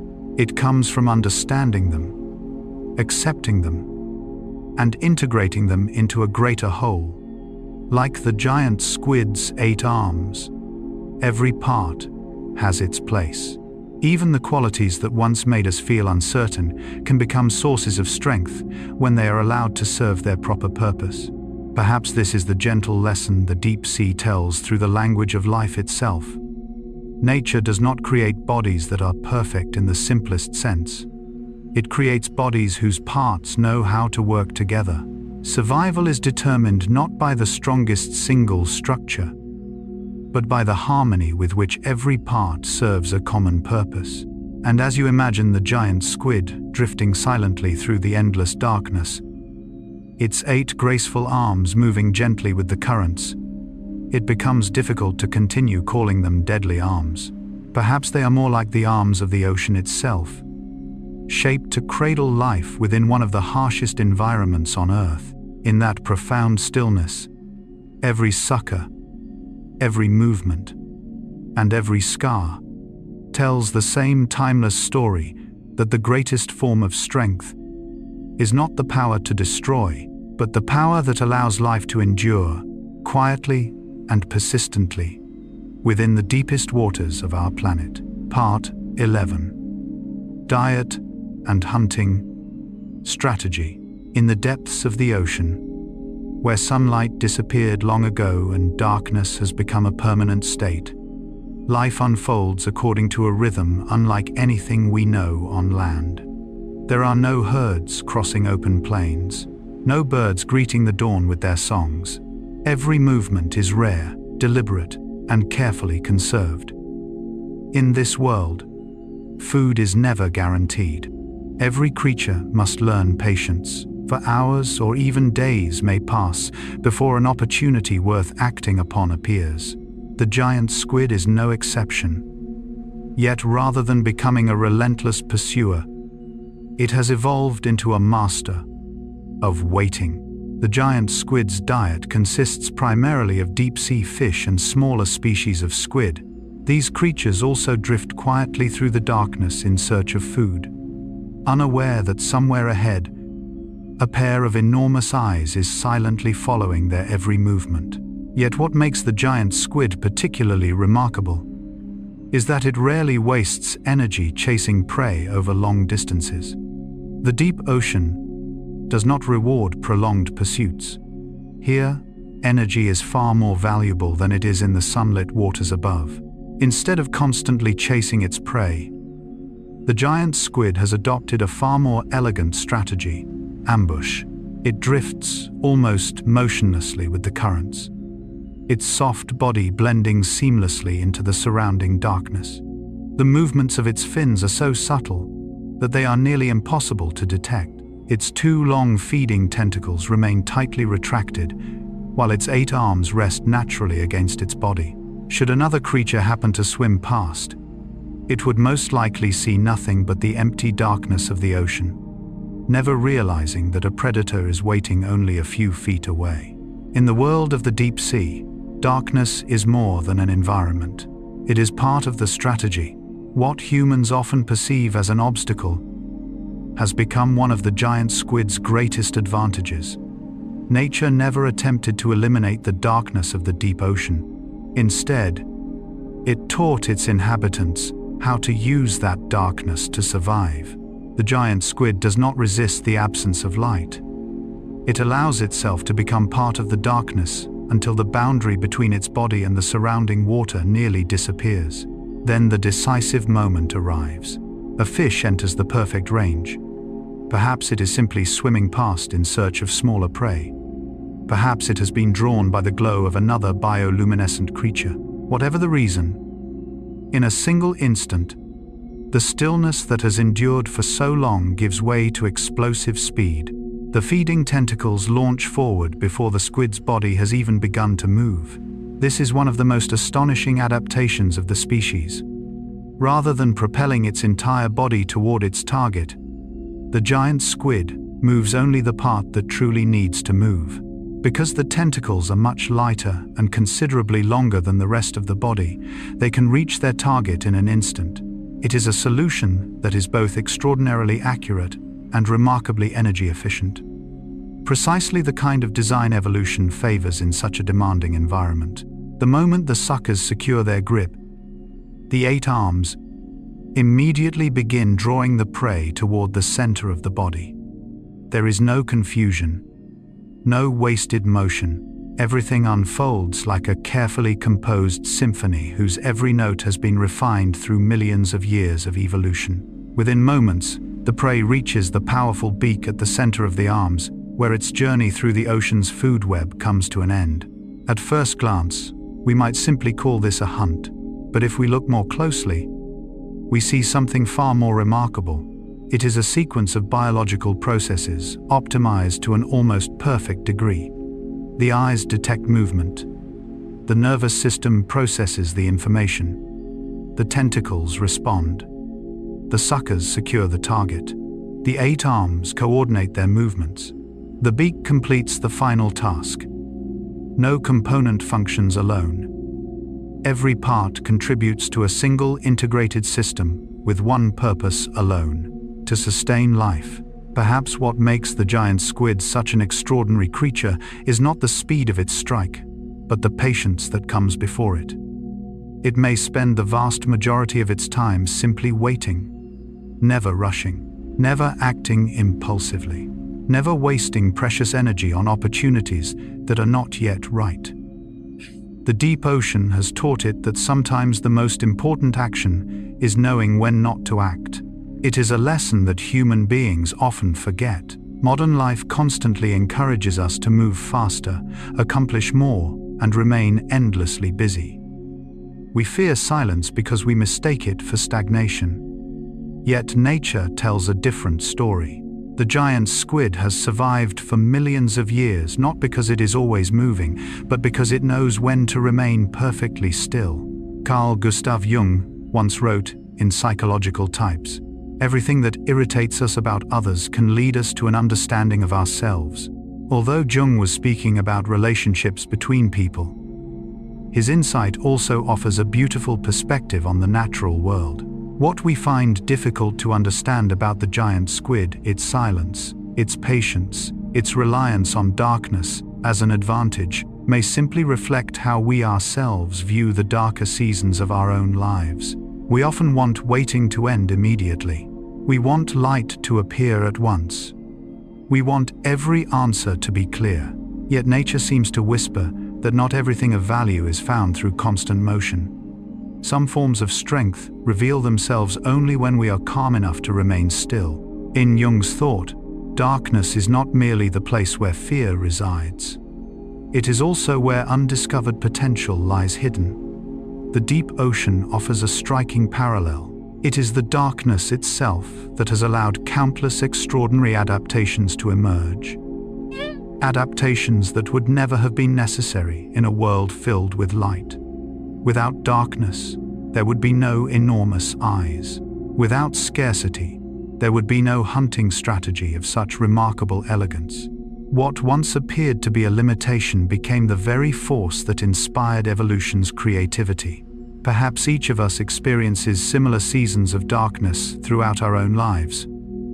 There are periods when it seems as though nothing is happening. No great achievements, no obvious changes. Yet it is often within those quiet intervals that we are silently learning, growing, and becoming stronger. Like the giant squid in the deep sea, stillness is not always a sign of weakness. Sometimes it is the deepest form of preparation.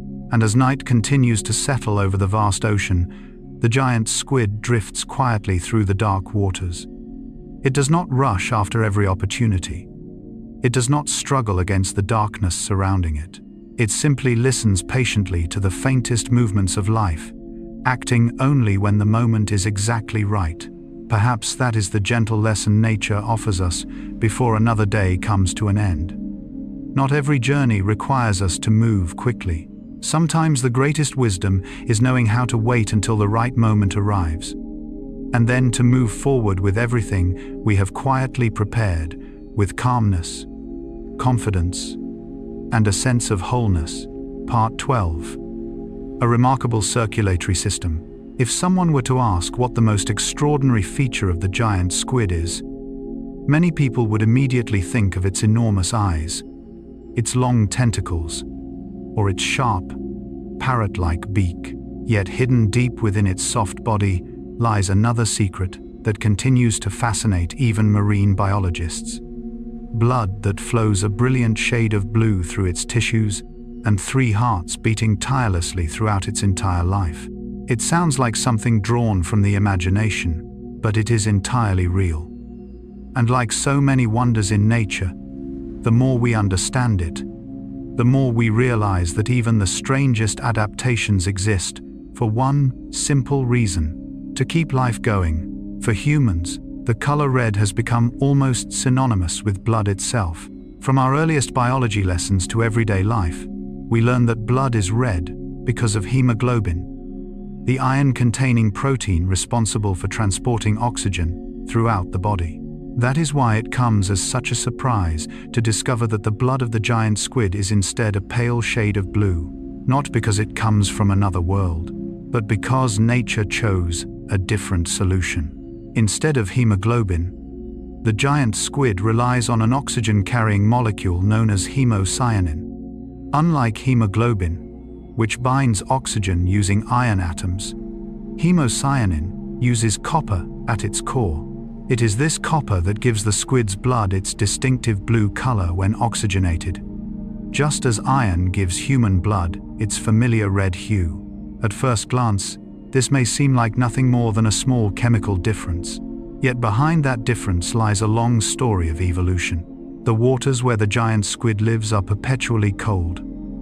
Cold water holds oxygen differently than the atmosphere above land, while the crushing pressures of the deep sea impose unique demands on the circulatory system. Under these conditions, hemocyanin performs more effectively for many mollusks and cephalopods, allowing oxygen to be transported efficiently in an environment where hemoglobin is not always the ideal solution.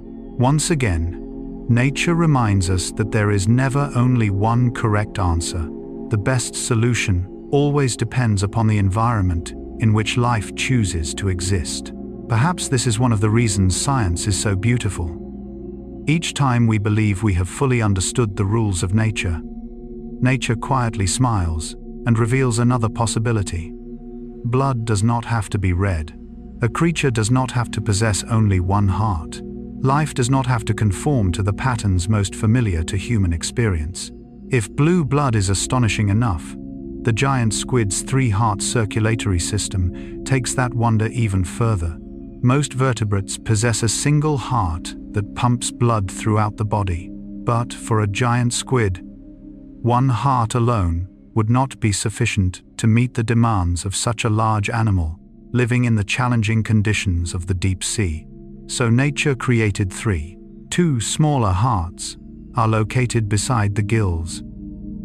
Known as the branchial hearts, they pump oxygen-poor blood to the gills, where oxygen exchange takes place. Once the blood has been oxygenated, it returns to the central heart, the systemic heart, the third and largest of the 3, which then pumps oxygen-rich blood throughout the rest of the body. These 3 hearts do not function independently. They perform like 3 musicians playing within the same orchestra. If one falls out of rhythm, the entire performance is affected. If one part ceases to function, the delicate balance of life itself begins to unravel. This reminds us that the strength of the giant squid's circulatory system does not come from having more hearts than other animals. It comes from the perfect coordination between them. No heart attempts to perform another's task. Each quietly fulfills its own responsibility, steadily and faithfully, allowing the entire organism to survive in one of Earth's most demanding environments. It is difficult not to be moved by that image. Within the cold darkness of the deep ocean, 3 hearts continue beating. No one sees them, no one hears them, yet every heartbeat keeps a magnificent creature drifting through the ancient waters of our planet.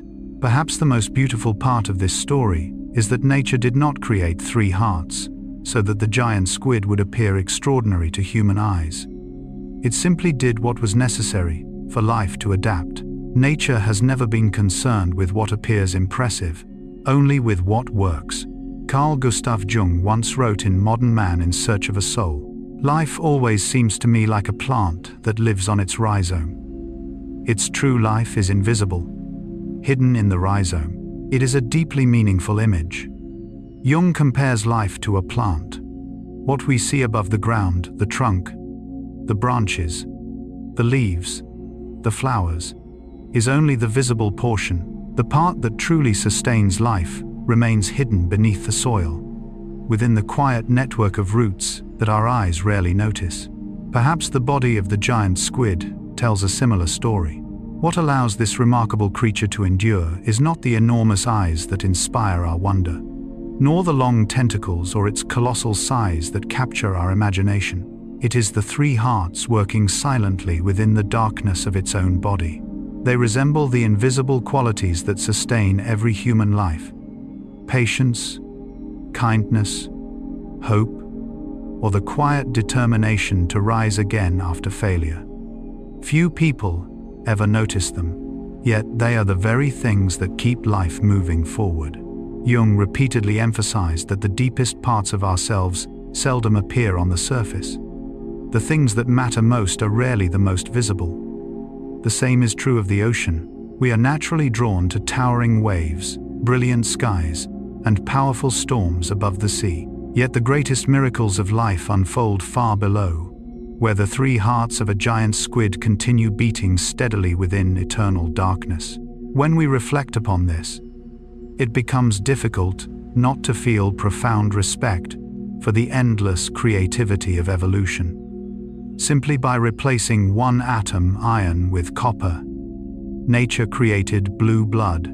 Simply by adding two small hearts, it enabled a creature to survive in an environment where the immense pressure would crush most things humanity has ever built.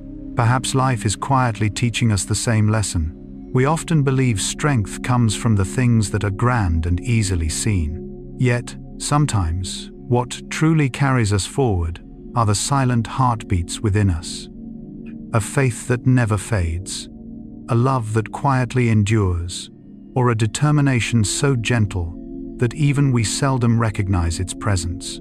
And as night settles once more over the endless depths of the ocean, the giant squid's three hearts continue their work with quiet devotion, asking for neither praise nor recognition. They simply remind us that the most beautiful expressions of life are often sustained by things we cannot see.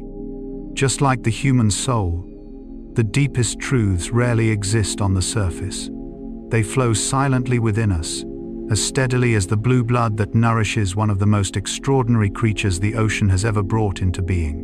Part trees. Vision and camouflage. Perhaps nothing shapes the way a creature survives more profoundly than the way it sees the world. Every pair of eyes is the product of millions of years of evolution. Molded by the environment that creature calls home, an eagle can spot its prey from extraordinary distances beneath the bright sun.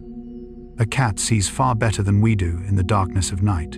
And the giant squid, a resident of the deep ocean where sunlight has nearly vanished, possesses a visual system designed for a world that most of us will never experience. Thousands of meters beneath the surface, where sunlight no longer reaches. Seeing every detail is no longer the highest priority. Far more important is the ability to detect the slightest changes within almost complete darkness. For that reason, nature has given the giant squid enormous pupils capable of capturing every precious photon of light that remains in the deep sea. If we stand outside on a moonless night, we can still make out the horizon beneath the faint glow of the stars. But in the depths of the ocean, even that fragile light no longer exists. Only the bioluminescent flashes produced by other creatures remain tiny bluish glimmers that appear and disappear like drifting stars suspended in the water. In such a world, large eyes are not a strange curiosity. They are a requirement for survival. What is particularly fascinating is that the giant squid may not see the world the way we do. Research suggests that many squid and octopus species rely less on color vision than humans, and are instead especially sensitive to contrasts between light and darkness. Rather than distinguishing the rich colors of the rainbow, they excel at detecting the subtle difference between an object and the dark background behind it.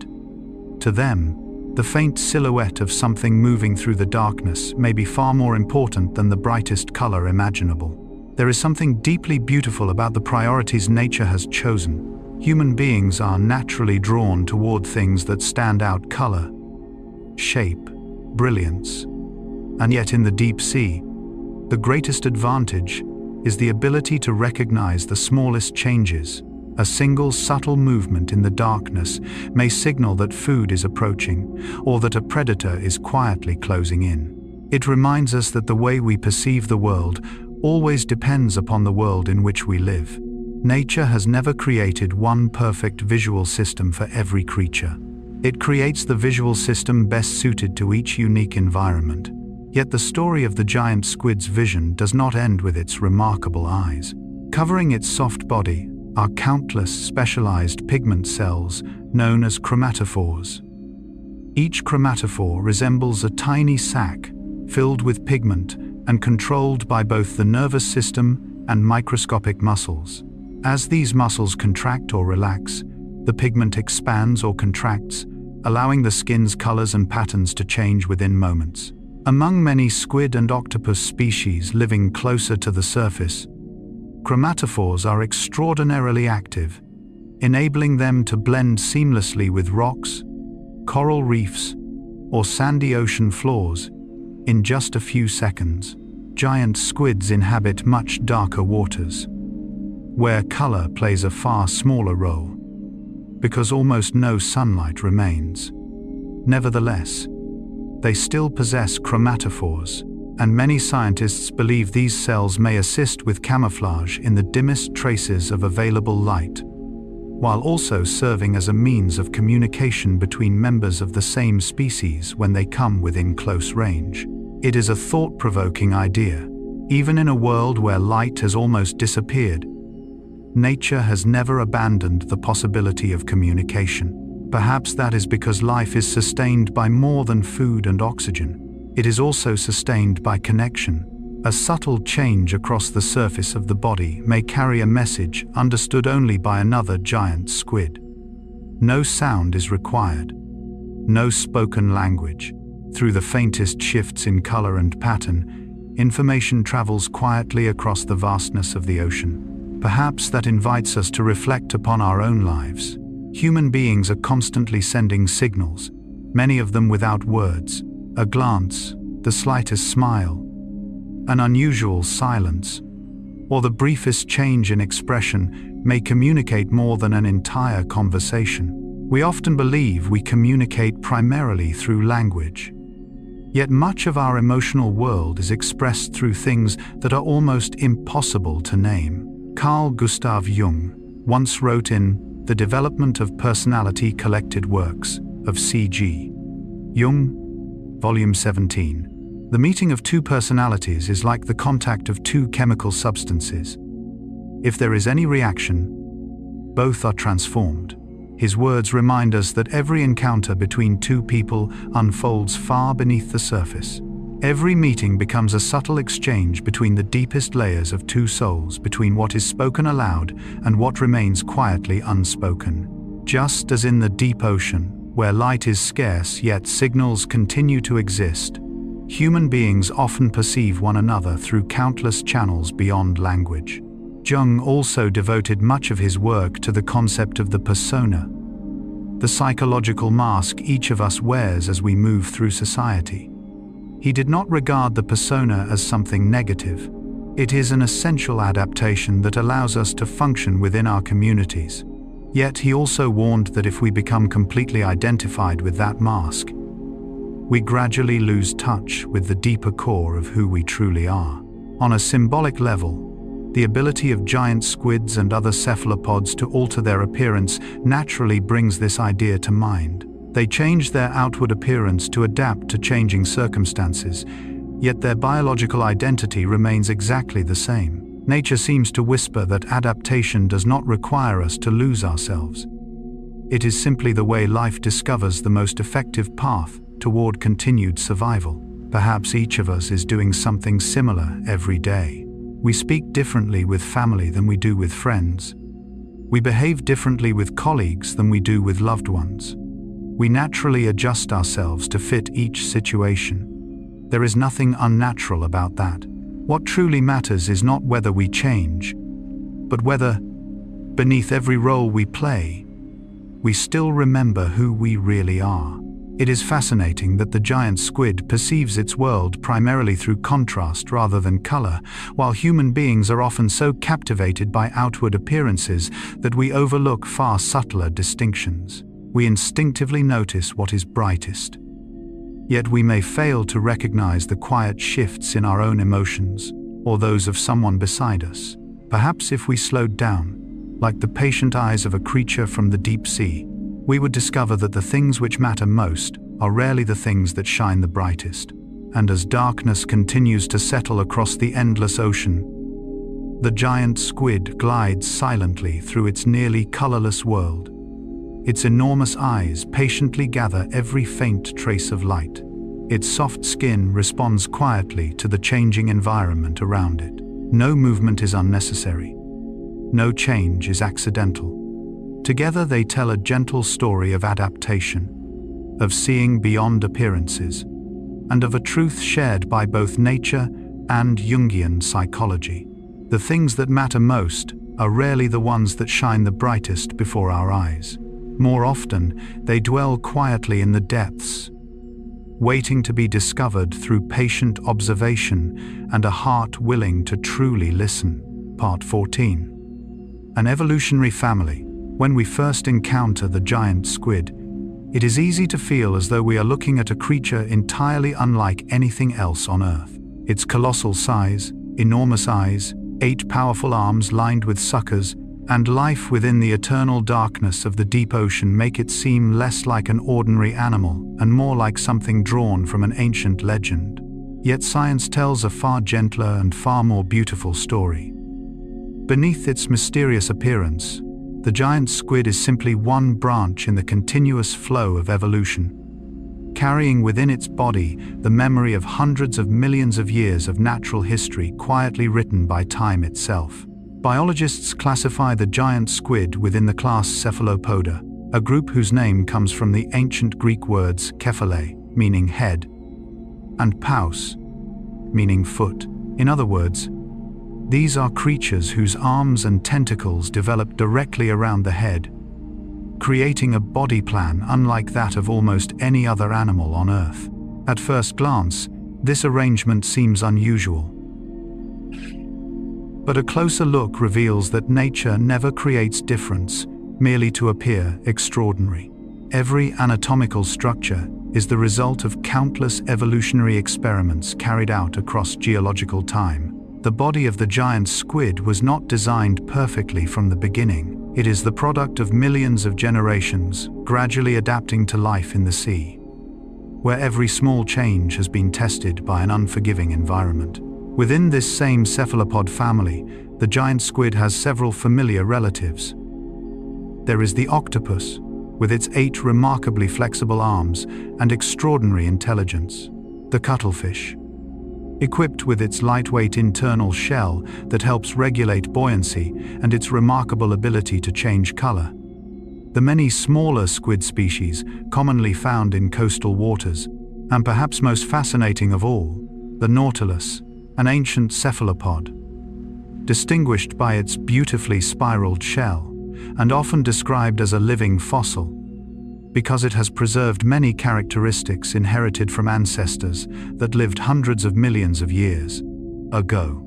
At first, it seems difficult to believe that creatures with such dramatically different appearances could all belong to the same family.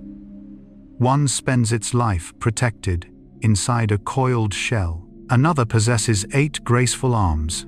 Another grows to enormous proportions, with gigantic eyes and a body stretching dozens of feet in length. Yet this diversity reflects one of evolution's most profound beauties. nature does not endlessly repeat a single design. It begins with a common foundation and allows each lineage to follow its own path, adapting to the environment in which it lives. On an even broader scale, the giant squid belongs to a group that surprises many people, the phylum Mollusca. When we think of mollusks, we usually picture tiny snails, clams, oysters, mussels, or the seashells scattered quietly along sandy beaches. It seems almost impossible to imagine that a creature exceeding 10 meters in length, possessing a highly developed nervous system and sophisticated hunting strategies, shares its ancestry with animals that appear so simple, yet that is precisely what makes the evolutionary tree so extraordinary. From one common root, life has branched into countless different forms. Some lineages adopted slow, protected lives, sheltered within hard shells. Others abandoned those shells in exchange for flexibility, speed, and the freedom to explore regions of the ocean where sunlight has never reached. The giant squid is the result of one of the boldest journeys evolution has ever taken. Perhaps even more astonishing is the fact that it has become one of the largest invertebrates ever to inhabit our planet. To many people, immense size seems inseparable from massive skeletons like those of elephants, giraffes, or dinosaurs. Yet, the giant squid tells a completely different story. It possesses virtually no rigid skeleton to support its body. Instead, its form is maintained through powerful muscles, connective tissues, and the internal pressure of fluids, a remarkable system known as a hydrostatic skeleton. This elegant design allows the squid to achieve enormous size while remaining soft, flexible, and perfectly suited to moving through the crushing pressures of the deep ocean. Once again, nature reminds us that there is no single formula for greatness. Some creatures become large through powerful bones. Others grow great through their very softness. Perhaps the greatest beauty of the evolutionary tree lies not in asking which species is superior to another. Its true beauty is realizing that every living creature continues a story that began long before it appeared. The giant squid carries within itself the legacy of ancient ancestors. So do the octopus, the cuttlefish, and the nautilus. Each species represents a different chapter in the same vast book that the ocean has patiently written over hundreds of millions of years. Carl Gustav Jung once wrote in The Structure and Dynamics of the Psyche Collected Works of C.G. Jung, Volume 8. The collective unconscious is a part of the psyche which can be negatively distinguished from a personal unconscious by the fact that it does not, like the latter, owe its existence to personal experience. Jung was speaking about human psychology, not biological evolution. Yet on a symbolic level, his words evoke a remarkably similar image. Just as every human being carries psychological patterns accumulated across countless generations, every living organism carries within its body the traces of an evolutionary history stretching back hundreds of millions of years. They belong to different disciplines, yet both remind us that the present can never be separated from the past. Perhaps that is why, when we look at the giant squid, we are seeing far more than a single creature drifting through the deep sea. We are witnessing the result of countless choices quietly made by nature across unimaginable spans of time. Every tentacle, every sucker, every enormous eye, every drop of blue blood, each one is a living page from a history book that remains written within its body. Human beings are not so different. Each of us believes we are an independent individual. Yet within us, live stories inherited from our families, our cultures, our history, and the experiences of countless generations before us. None of us begins from nothing. We have always been part of something larger than ourselves. Perhaps that is one of the reasons the ocean feels so profoundly meaningful. It preserves not only ancient creatures, but the memory of life itself. And each time a giant squid glides silently through the endless darkness, it is as though the entire history of evolution moves quietly beside it.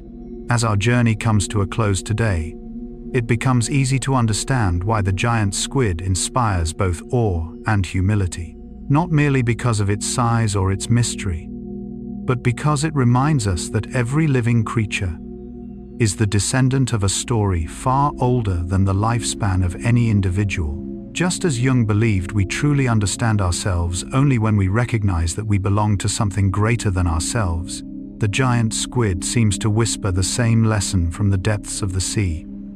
A story of continuity, of life's enduring memory, and of the invisible thread that binds every creature on Earth into one vast and ancient family. Part Quindici, the giant squid, and the colossal squid. For centuries, whenever people spoke of the giants of the ocean, one name almost always came to mind: the giant squid. Architeuthis, ducks. The image of its impossibly long tentacles disappearing into the darkness of the deep sea has become a symbol of Earth's last great mysteries. Yet as science gradually ventured deeper into the frigid waters of the Southern Ocean, researchers discovered that the giant squid is not the only giant inhabiting the abyss. There is another relative seen even less often, heavier, and perhaps even more mysterious: the colossal squid, Mesonicoteuthis hamiltoni. At first, it is easy to assume these are simply two different names for the same animal.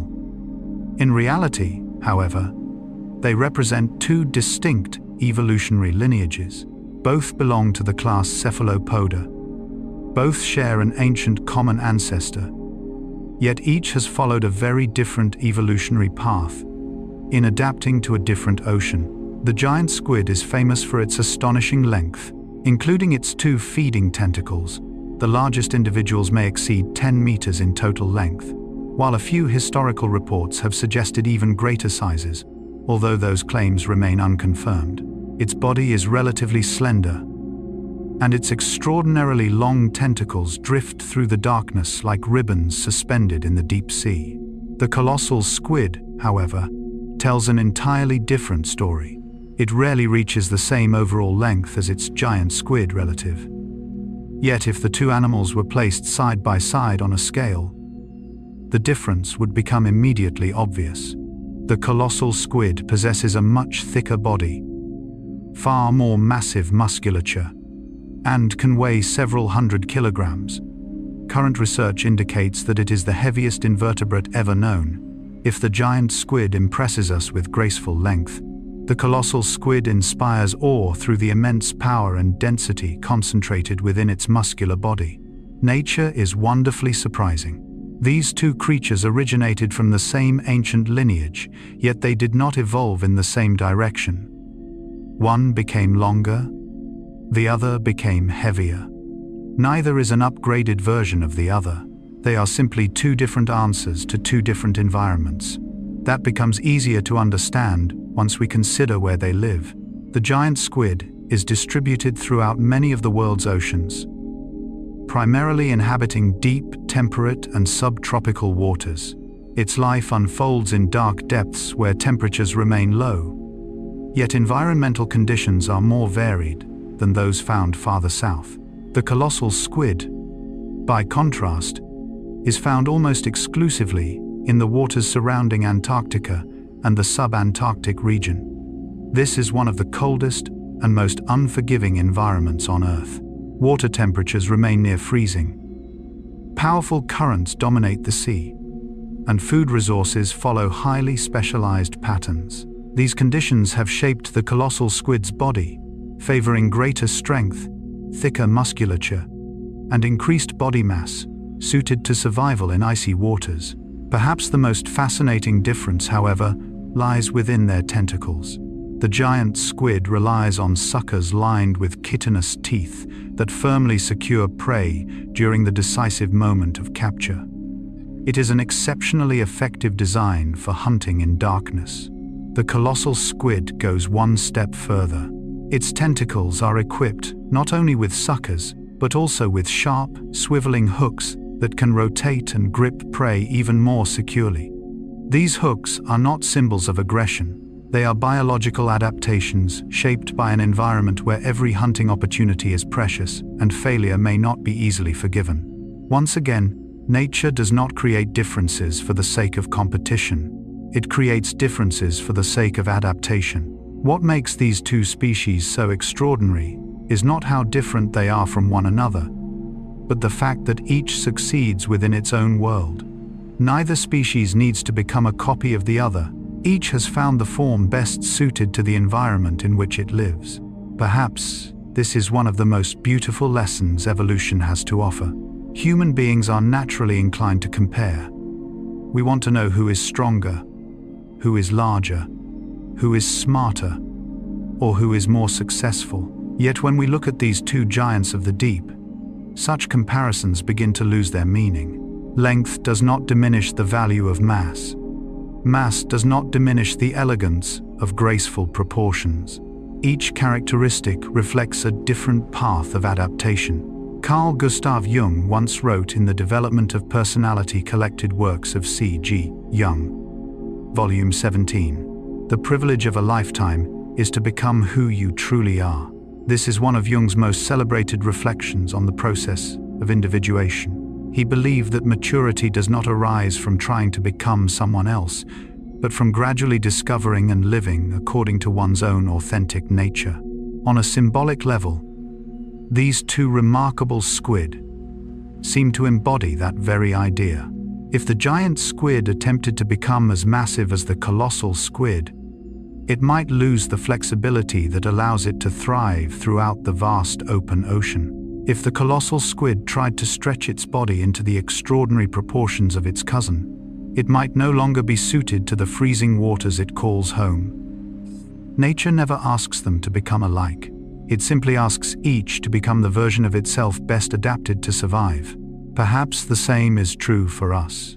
Each of us lives under different circumstances, possesses different gifts, and faces uniquely personal challenges.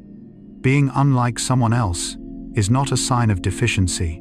Sometimes it is precisely what enables us to flourish within our own environment. Like the two giants of the ocean, our value is not determined by whether we surpass one another, but by whether we discover the form of life that is most faithful to our own journey. And as darkness continues to settle across the world's oceans, these two giants quietly swim through different seas. One moves with elegant, ribbon-like tentacles drifting through the abyss. The other glides with immense strength, its powerful body and rotating hooks perfectly adapted to the icy waters of Antarctica. They are not competing to become the symbol of the ocean. They simply live according to the nature that millions of years of evolution have entrusted to them. Perhaps that is also the gentle lesson Carl Gustav Jung hoped we would remember. Life does not ask us to become someone else. The greatest privilege is not to resemble the most successful people around us, but to patiently discover, accept, and grow into the unique person that only we are capable of becoming. Part 16. A presence across the world's oceans. If we knew the giant squid only through ancient legends, it would be easy to imagine that this remarkable creature existed in some remote corner of the sea, hidden behind perpetual fog where few ships ever dared to venture. For centuries, it seemed less like a real animal and more like a resident of a mythical ocean. But as science gradually expanded its view into the deepest waters of our planet, a remarkable truth emerged. The giant squid does not belong to just one ocean. It inhabits deep waters across much of the world, quietly existing in regions separated by thousands of miles, yet all connected by the same vast global ocean. This realization reveals something quietly profound. What we divide into the Pacific, Atlantic, Indian, and Southern Oceans is, in reality, a single immense body of water, covering more than 70% of Earth's surface. The boundaries we draw on maps exist mainly to organize human knowledge. To creatures of the deep sea, there are no signs marking where one ocean ends and another begins. There are only endless currents, continental slopes stretching across the seafloor, and a dark world extending beneath every continent. Over decades of research, scientists have documented giant squids in many parts of the world. Off the coast of New Zealand, their remains are occasionally brought to the surface in deep-sea fishing nets. Near Japan, rare observations and groundbreaking footage allowed researchers to witness living giant squids in their natural habitat for the very first time. Along the coast of Spain, individuals washed ashore after powerful storms have provided valuable opportunities to study their anatomy. Far to the north, the cold waters off Newfoundland, Canada, have also yielded evidence of their presence. And in the Gulf of Mexico, where vast, deep-water basins lie beneath the surface, modern research equipment has likewise recorded encounters with these elusive creatures. On a map, these places lie half a world apart. But to the giant squid, they are all simply different rooms within the same home. There is something deeply humbling about that realization. Human beings naturally think in terms of borders. We name the oceans, divide nations, assign coordinates, and draw invisible lines across maps. Nature has never cared about those boundaries. Water continues flowing from one place to another. Cold currents meet warm ones, separate, and merge again. Deep-sea creatures continue their journeys without ever knowing they have crossed a line that exists only in the human imagination. The giant squid is no different. Its true home is not a nation, nor is it a particular sea. Its true home is depth itself. Research suggests that giant squids are most commonly found along continental slopes and in deep ocean regions, where the seafloor suddenly plunges into immense underwater escarpments. These areas are exceptionally rich in nutrients. Ocean currents transport organic matter from the upper layers of the sea, creating abundant food resources that sustain countless forms of life. In many ways, continental slopes serve as biological highways connecting the world's oceans, where life quietly flourishes far beyond human sight. Viewed from space, the ocean appears to be an endless expanse of blue stretching to the horizon. Yet beneath that surface lies a landscape every bit as complex as the continents above. There are underwater mountains, deep valleys, vast abyssal plains, and enormous rift systems extending for thousands of kilometers. The giant squid is not swimming through empty water. It is navigating a world with landscapes, currents, and pathways that only nature fully understands. Perhaps what moves us most is not the number of places where giant squids have been found. More remarkable is the fact that whether they inhabit the waters of New Zealand, Japan, Spain, Newfoundland, or the Gulf of Mexico, they continue living according to the very same rules of the deep sea. Darkness still surrounds them. The pressure remains immense. Patience remains the key to survival. The locations may change, but the essence of life does not. Carl Gustav Jung once wrote in The Archetypes and the Collective Unconscious Collected Works of C.G. Jung, Volume 9, Part 1. In addition to our immediate consciousness, which is of a thoroughly personal nature, there exists a second psychic system of a collective, universal, and impersonal nature, which is identical in all individuals.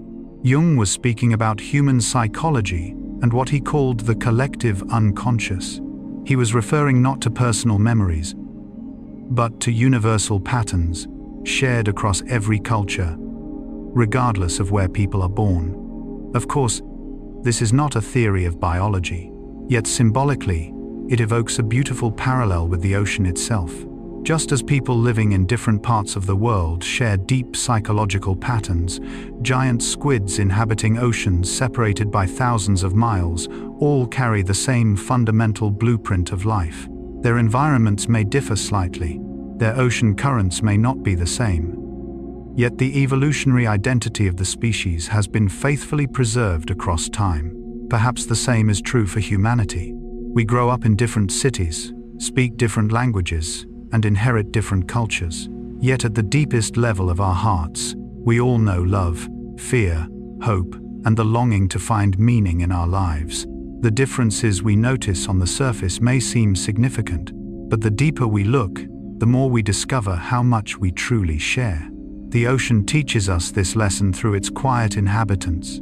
The giant squid does not need to appear everywhere to prove its existence. The traces it leaves across many different oceans are enough to tell a far greater story. A story of a planet connected by water, by life, and by the silent natural laws that have guided the living world for hundreds of millions of years. And when we imagine one giant squid quietly swimming along the continental slope off New Zealand while another glides through the deep waters near Newfoundland or the Gulf of Mexico, we begin to realize that distances on a map mean very little to the ocean. Every current ultimately joins another. Every journey ultimately belongs to the same vast sea. Perhaps the human spirit is much the same, though each of us follows a different path. In the deepest places within us, we remain connected by something ancient, quiet, and profoundly beautiful. Like the unseen ocean currents that gently embrace our entire planet in the endless arms of the sea. Part 17. Why they are so rarely seen. There is a fascinating paradox in the natural world. The creatures that inspire the greatest curiosity are often the ones we see the least. The giant squid is perhaps one of the clearest examples. For centuries, people have told countless stories about it.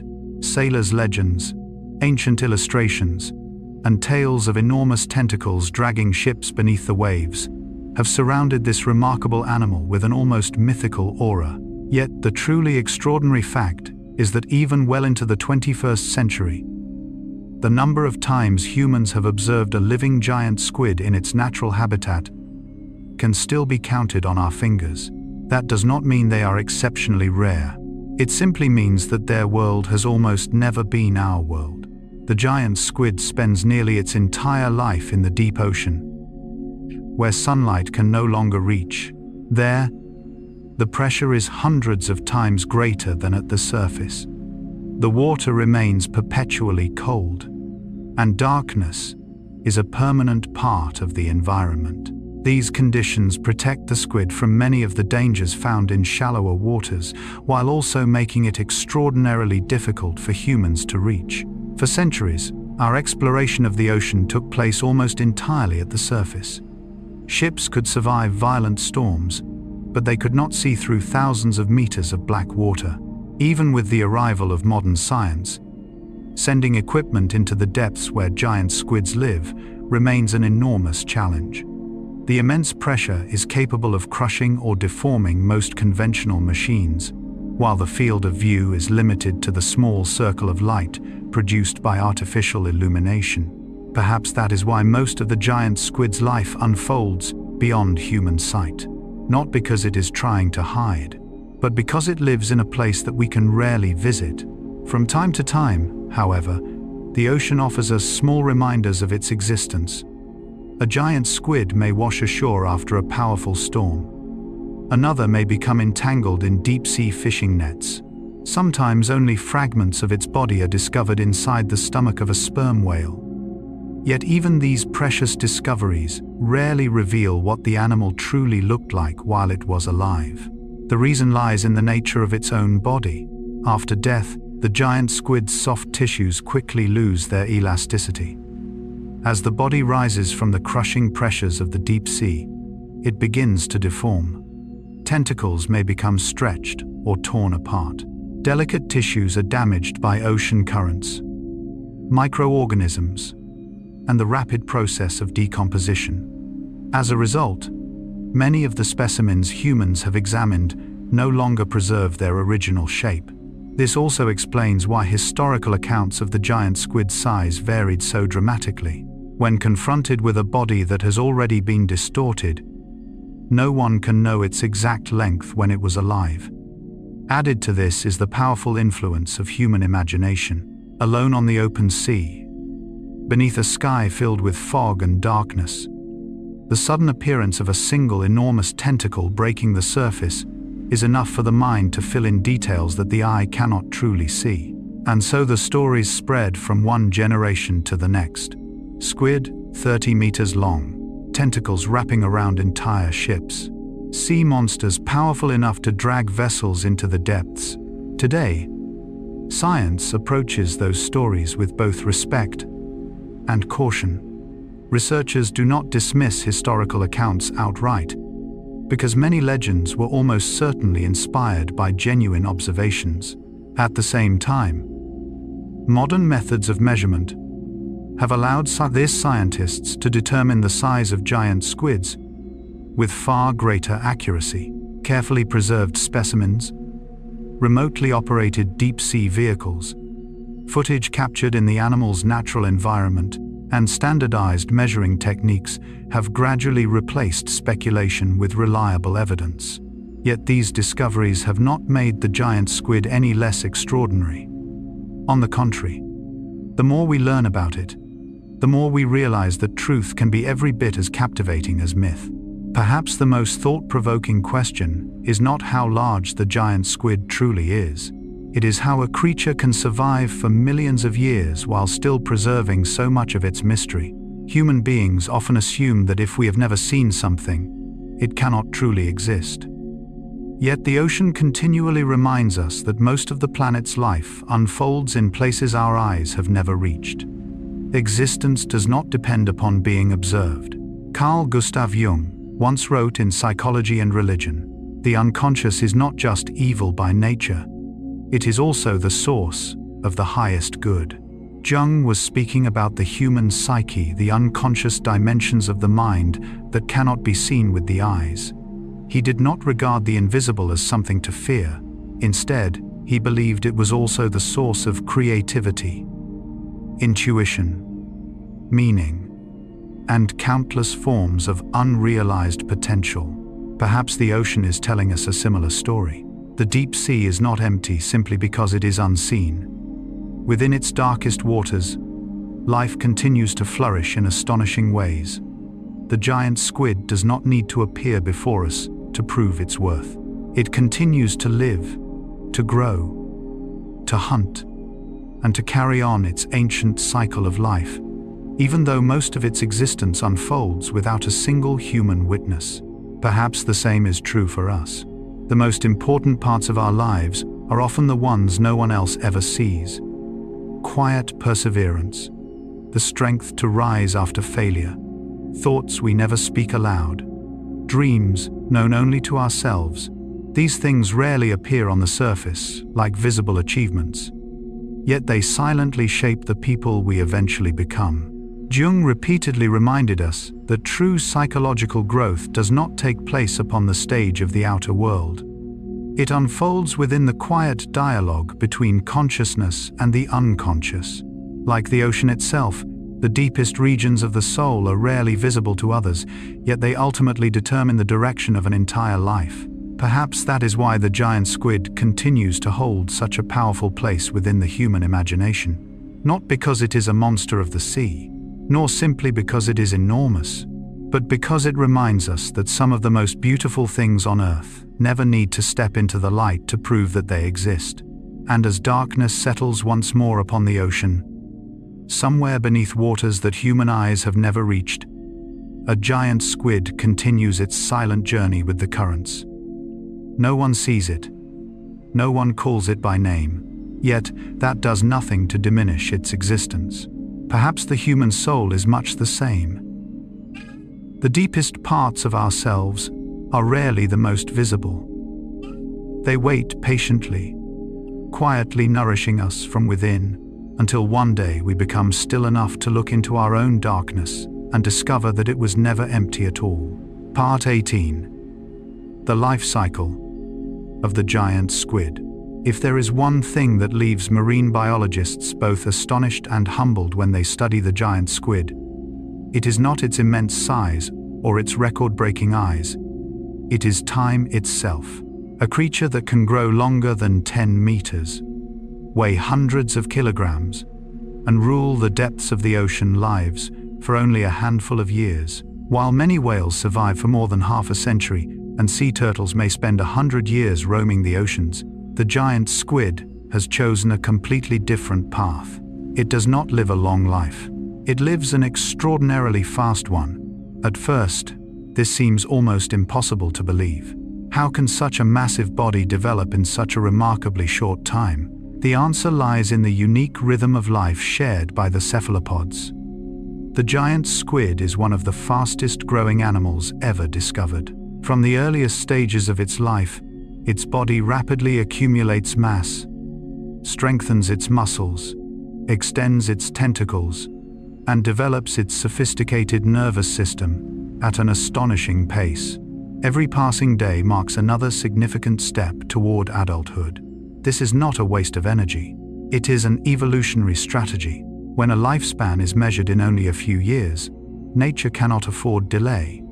Every stage of development must unfold at precisely the right moment. There is little opportunity for second chances. No long winters devoted to rest and recovery.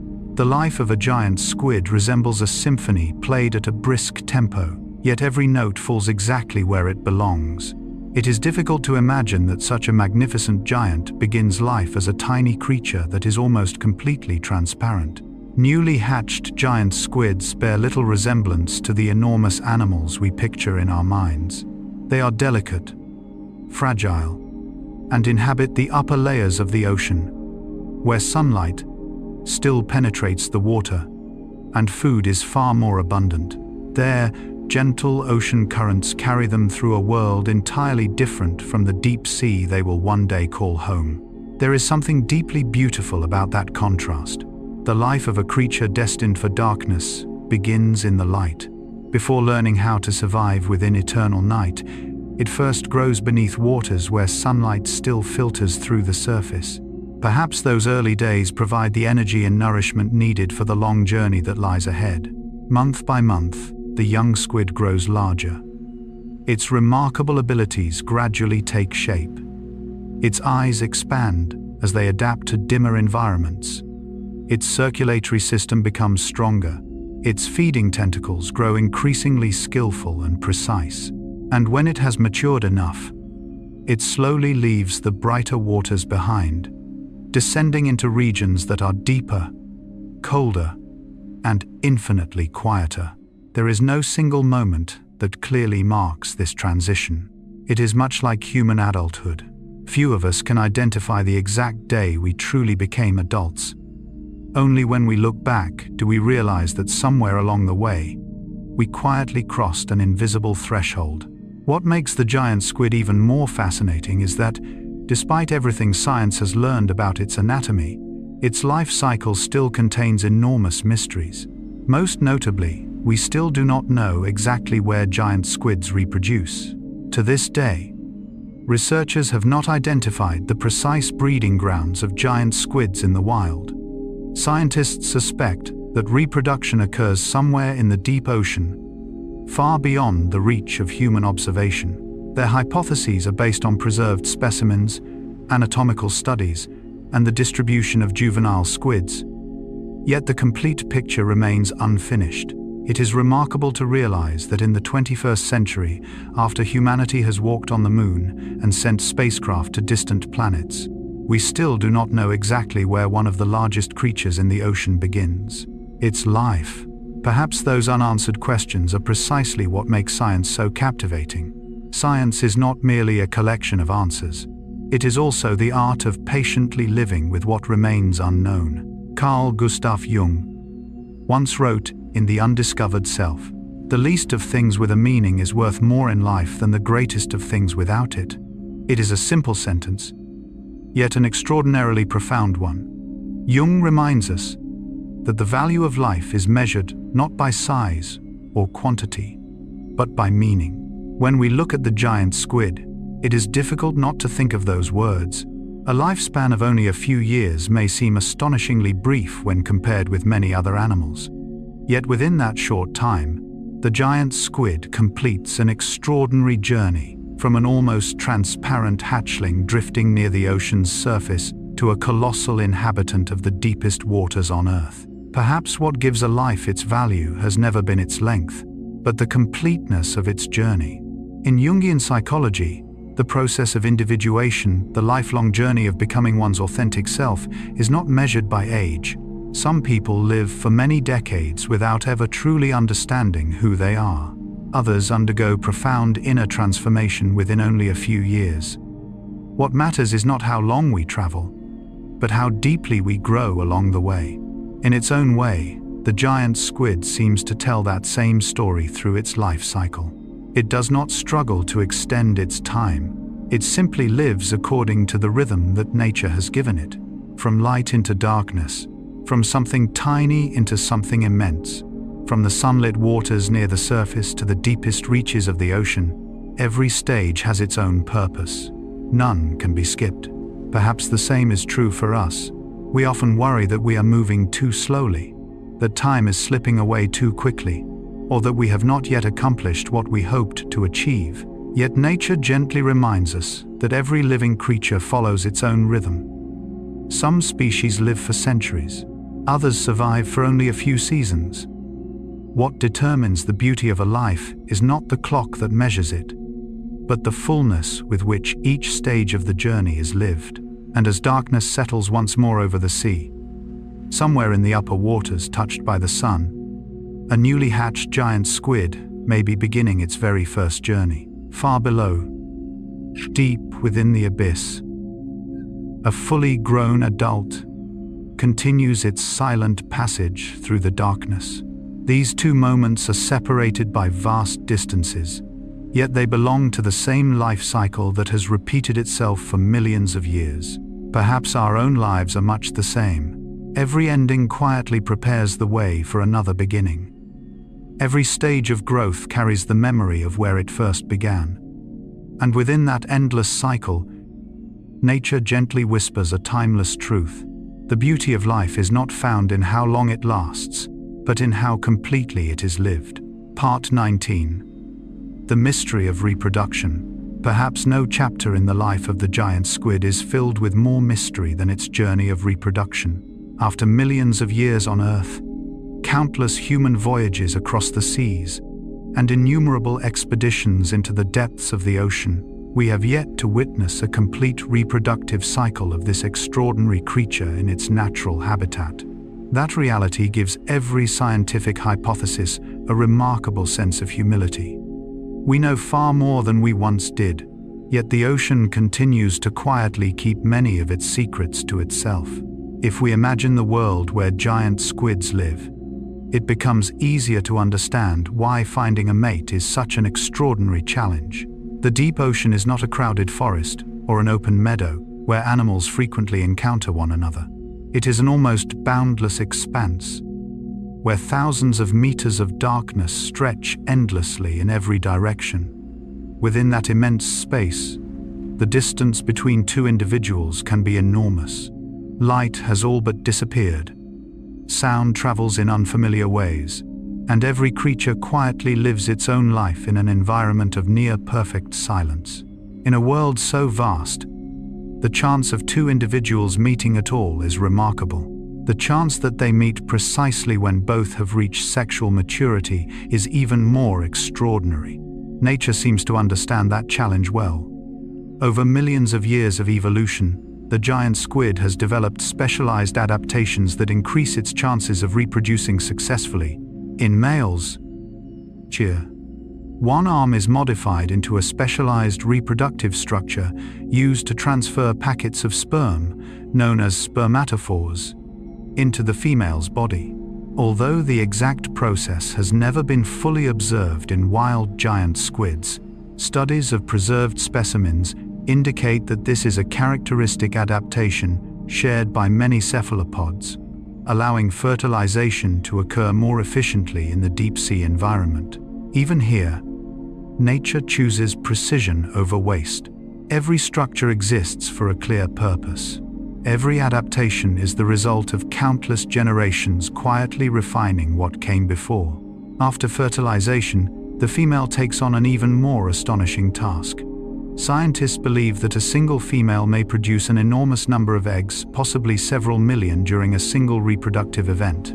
It is a number that almost defies imagination. At first glance, it may seem as though nature is being extravagantly generous. In reality, it reflects an extraordinarily delicate balance. Life is incredibly fragile for young giant squids. When they hatch, They are tiny, nearly transparent creatures drifting with the currents of the upper ocean. They become prey for countless species of fish, marine animals, and even larger planktonic organisms. Most will never survive long enough to reach the deep sea that would one day become the home of mature adults. It is a truth that may stir a quiet sadness within us. Yet in the natural world, the fragility of early life is itself part of a much larger cycle. Only a very small number survive those first critical months. Gradually, they grow larger. Their eyes become fully developed. Their tentacles grow stronger and more capable. Eventually, they leave the bright upper waters behind and descend into the dark depths of the ocean.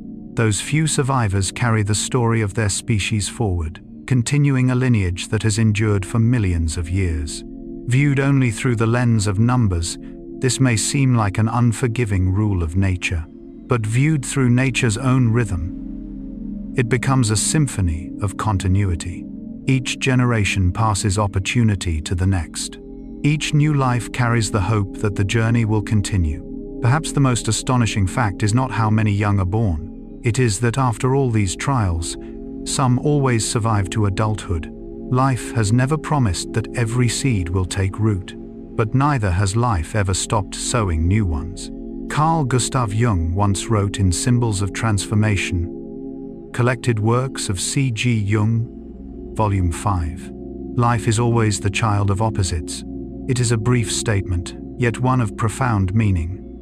Jung believed that life emerges from the tension between opposing forces, light and darkness, endings and beginnings, loss and renewal. It is through the dynamic relationship between these opposites that both life and the human soul continue to grow. On a symbolic level, the life cycle of the giant squid seems to reflect this very idea. Millions of new lives begin, yet only a small fraction continue the journey. Rather than making life seem bleak, this reality transforms every surviving adult into a living testament to the power of adaptation, opportunity, and the resilience that nature has patiently cultivated across countless generations. Perhaps the same is true for us. Not every dream we pursue becomes reality. Not every plan reaches its destination. Some ideas exist only briefly before quietly fading away. Some hopes must come to an end so that new ones can emerge. Yet none of those efforts are ever truly wasted. It is often through many unfinished beginnings that we gradually discover the path that is genuinely our own. Jung often reminded us that maturity is never a straight line. It is an ongoing process of letting go, discovering, and being reborn within our inner lives. Just as the ocean continually gives rise to new generations of giant squids, the human soul always retains the capacity to begin again after every transformation. And as darkness settles once more across the sea, somewhere within the vast emptiness of the deep ocean, a female giant squid may be carrying millions of tiny lives that no human eye has ever witnessed. Most of those lives will exist for only a brief moment, yet a precious few will continue to grow, descend into the deep, and one day quietly carry the story of their species forward. Perhaps our own lives are much the same. Not every beginning leads to a lasting ending, but every beginning carries within it the possibility of opening a future that we cannot yet see. And it is that quiet hope that has allowed life on Earth to continue flourishing for millions of years through the immense darkness of the ocean and within the deepest places of the human soul. Part 20. Evidence from the sperm whale. Some stories in nature have never been witnessed by human eyes. No camera has recorded them. No observer has stood nearby. No light has illuminated every moment. And yet those stories undeniably exist, preserved in a very different way, not through words, but through the quiet traces left behind long after everything has passed. The encounters between the giant squid and the sperm whale are among those stories. For centuries, people have wondered what truly happens beneath the deepest layers of the ocean, where sunlight never reaches. We know that sperm whales regularly dive thousands of meters below the surface in search of food. We also know that giant squids inhabit those same dark waters. But do these two giants actually meet? And if they do, what unfolds between the largest inhabitants of the deep sea? Remarkably, the answer did not come from direct observation. It came from the quietest of evidence. Some of the most compelling clues have been found inside the stomachs of sperm whales. During scientific examinations of whales that washed ashore or were studied for research purposes, marine biologists repeatedly discovered the beaks of giant squids, often still remarkably well preserved. This is no coincidence. A squid's beak is composed primarily of chitin, an exceptionally durable biological material that resists digestion. While nearly all of the surrounding soft tissues are broken down, the beak remains behind a silent witness to an encounter that may have taken place long before. To scientists, each beak is almost like a living fossil. It carries precious information about a creature that humans rarely have the opportunity to observe intact. Over many decades of research, scientists have established a reliable relationship between the size of a squid's beak and the size of its entire body. By measuring the length and shape of the beak, they can estimate with considerable accuracy the squid's mantle length and overall body mass when it was alive. Remarkably, much of what we know today about the size of giant squids has come from these quiet and meticulous measurements. There is something profoundly beautiful about the way science works. When we cannot observe the whole creature, we learn to listen to one small part of it, a single beak, a single trace, a detail that might seem insignificant, yet enough to reveal an entire story. The beaks are not the only storytellers. The skin of the sperm whale tells a story as well.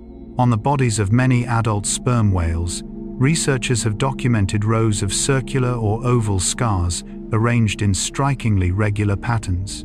The size and spacing of these scars closely match the suction cups found on the tentacles of giant squids.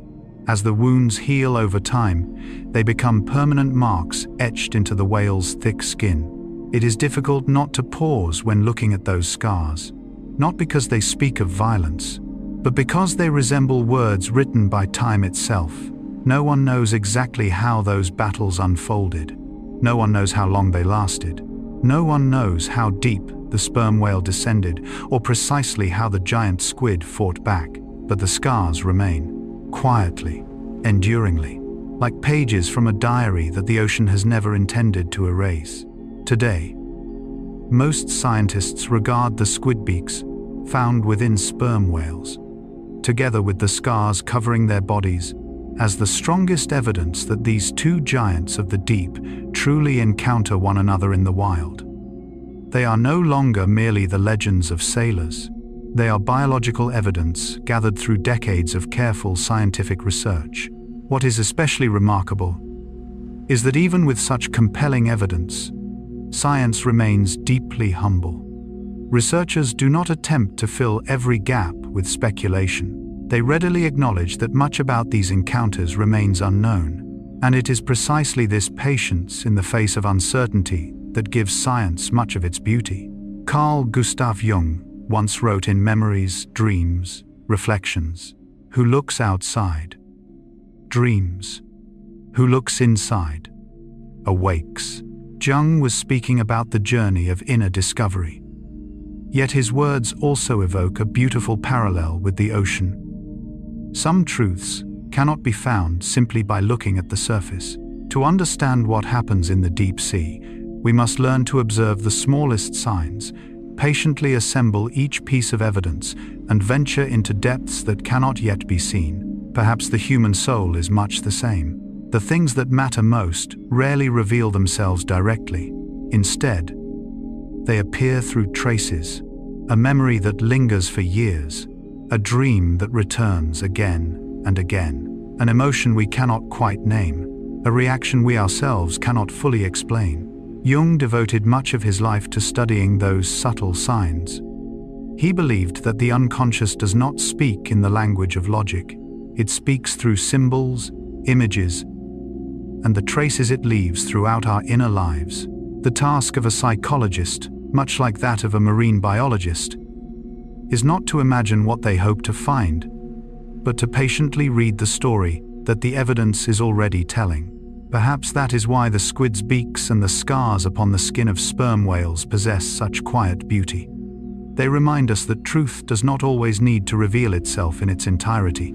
Sometimes a single fragment is enough to open the door to an entire world if we are willing to observe it with humility and patience. And as darkness settles once again across the ocean, somewhere beneath its deepest waters, another encounter between a sperm whale and a giant squid may be unfolding in complete silence. There are no lights, no applause, no human witness. Only the ocean preserving the story in its own way, so that years later, a small squid beak or a faint scar upon a whale's skin may quietly continue telling that story to anyone patient enough to listen. Perhaps the journey of understanding ourselves unfolds in much the same way. We do not discover the whole of our souls in a single moment. Instead, we gradually come to know them through the traces that life leaves behind, until, piece by piece, those seemingly insignificant clues reveal a far greater portrait of who we truly are. Part 21. The technology that allowed us to see the giant squid. For most of the history of science, the giant squid remained like a figure standing behind the ocean's velvet curtain. We knew it existed through the beaks discovered inside the stomachs of sperm whales, through carcasses washed ashore after storms, and through the stories told by sailors over many centuries. Yet all of these were only incomplete pieces of a much larger puzzle. They proved that the giant squid was real, but they did not show us how it truly lived. For many years, the greatest challenge facing scientists was not simply finding a giant squid. It was discovering how to observe it without disturbing the fragile world it calls home. The deep ocean is not a laboratory. It is an ecosystem that has remained in delicate balance for millions of years, where even the smallest disturbance can erase the very moment researchers hope to capture. The earliest deep-sea submersibles achieved remarkable scientific breakthroughs, but they also brought noise, intense illumination, and unfamiliar vibrations into an otherwise silent world. For a creature that evolved to live in near total darkness, brilliant white lights would have been as startling as lightning flashing across a midnight sky. Time and again, by the moment research vehicles arrived, deep-sea animals had already disappeared before the cameras could record a single image. Gradually, scientists came to understand an important lesson. To better understand nature, the first step is not always to look more closely. Sometimes it is to arrive more gently. That realization inspired a new generation of technology designed specifically for deep-sea exploration. Camera systems were engineered to withstand the crushing pressures of the ocean floor while operating continuously for hours, days, or even longer without requiring a constant human presence. Instead of relying on bright white lights, many systems began using low-intensity red illumination. It seems like a remarkably small detail, yet it changed everything. Research has shown that many deep-sea animals, including giant squids and other cephalopods, respond very little to red light at appropriate wavelengths because that portion of the light spectrum is virtually absent from their natural habitat. As a result, cameras can observe these animals while causing minimal disturbance to their natural behavior. Rather than forcing the ocean to adapt to humanity, humanity began learning how to adapt to the ocean. It marked a beautiful shift in scientific thinking. Lighting was not the only innovation. The methods used to attract giant squids also evolved. Instead of relying solely on bait, researchers developed devices that imitate bioluminescence. Throughout the deep ocean, countless organisms produce light with their own bodies for communication, defense, or hunting.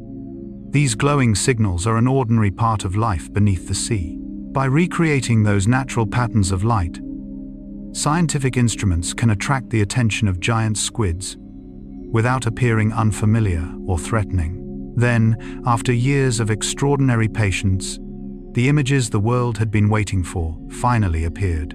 Not the body of a dead squid, not a single tentacle floating at the surface, but a living giant squid moving freely within its own home. Those first images possessed a quiet beauty unlike anything imagined before. The giant squid looked nothing like the savage monster of ancient legends. It drifted calmly through the darkness, its tentacles flowing gracefully like long silk ribbons. Its body caught faint glimmers of light before dissolving once again into the surrounding shadows. For the very first time, humanity was able not only to see what the giant squid looked like, but also to witness behavior that was remarkably close to its natural state. Those recordings transformed many long-held assumptions.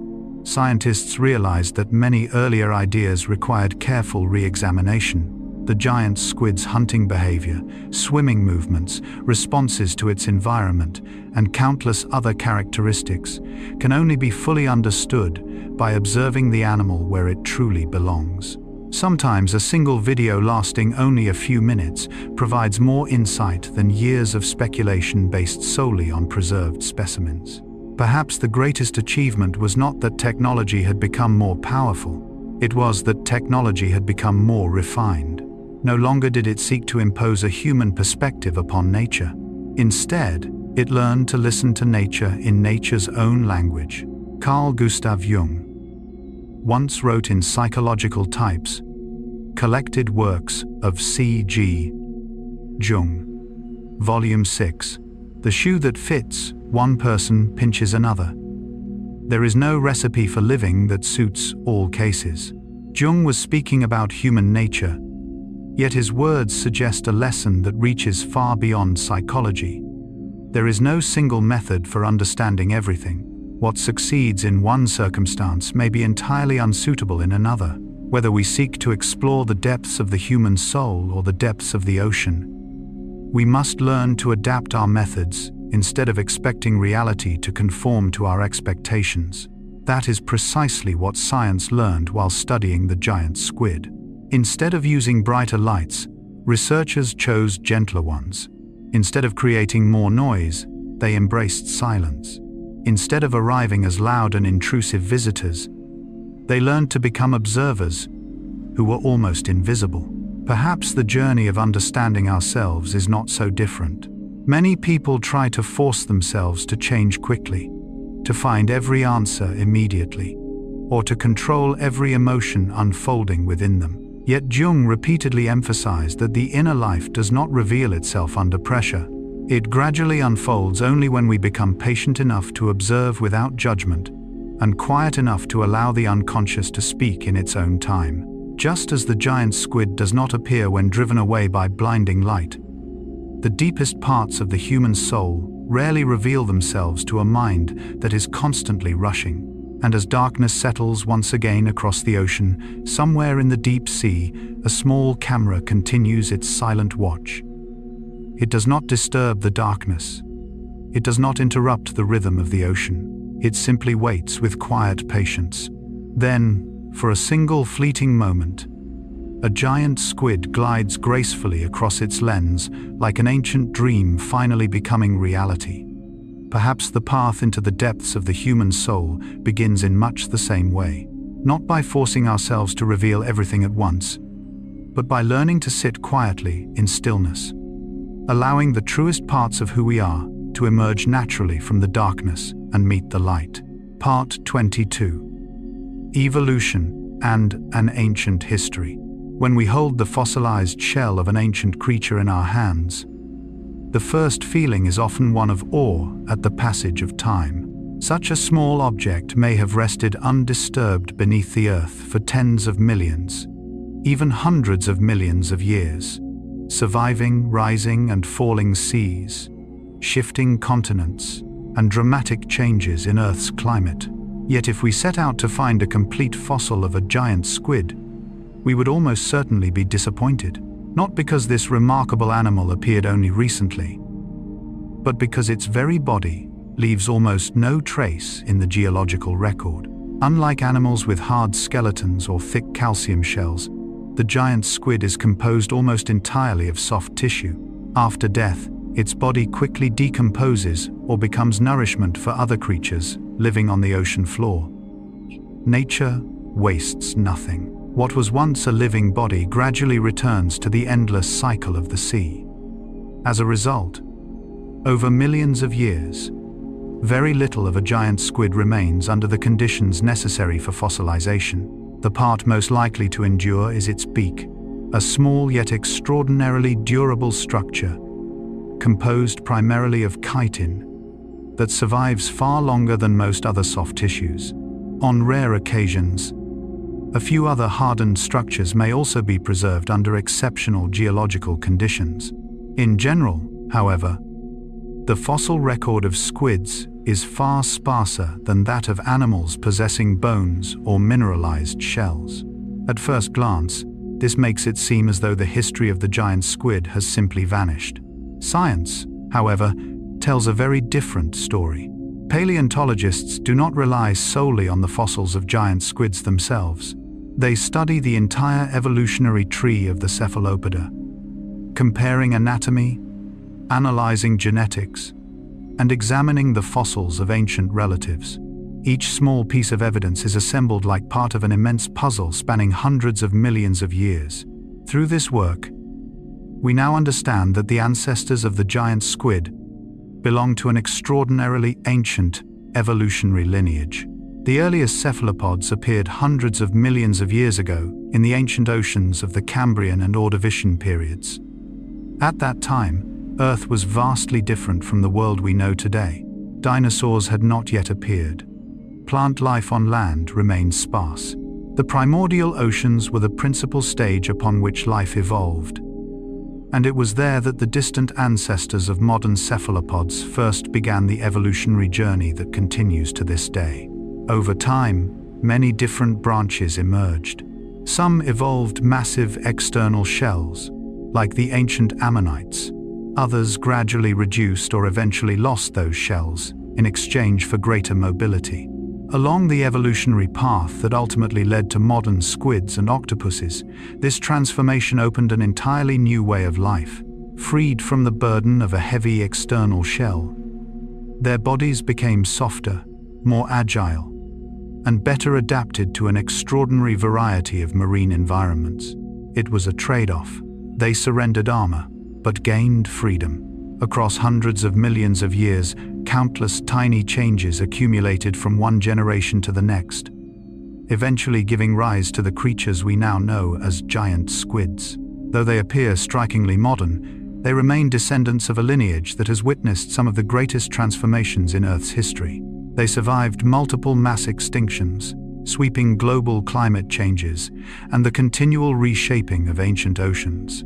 That makes every giant squid alive today something like a living page from Earth's history.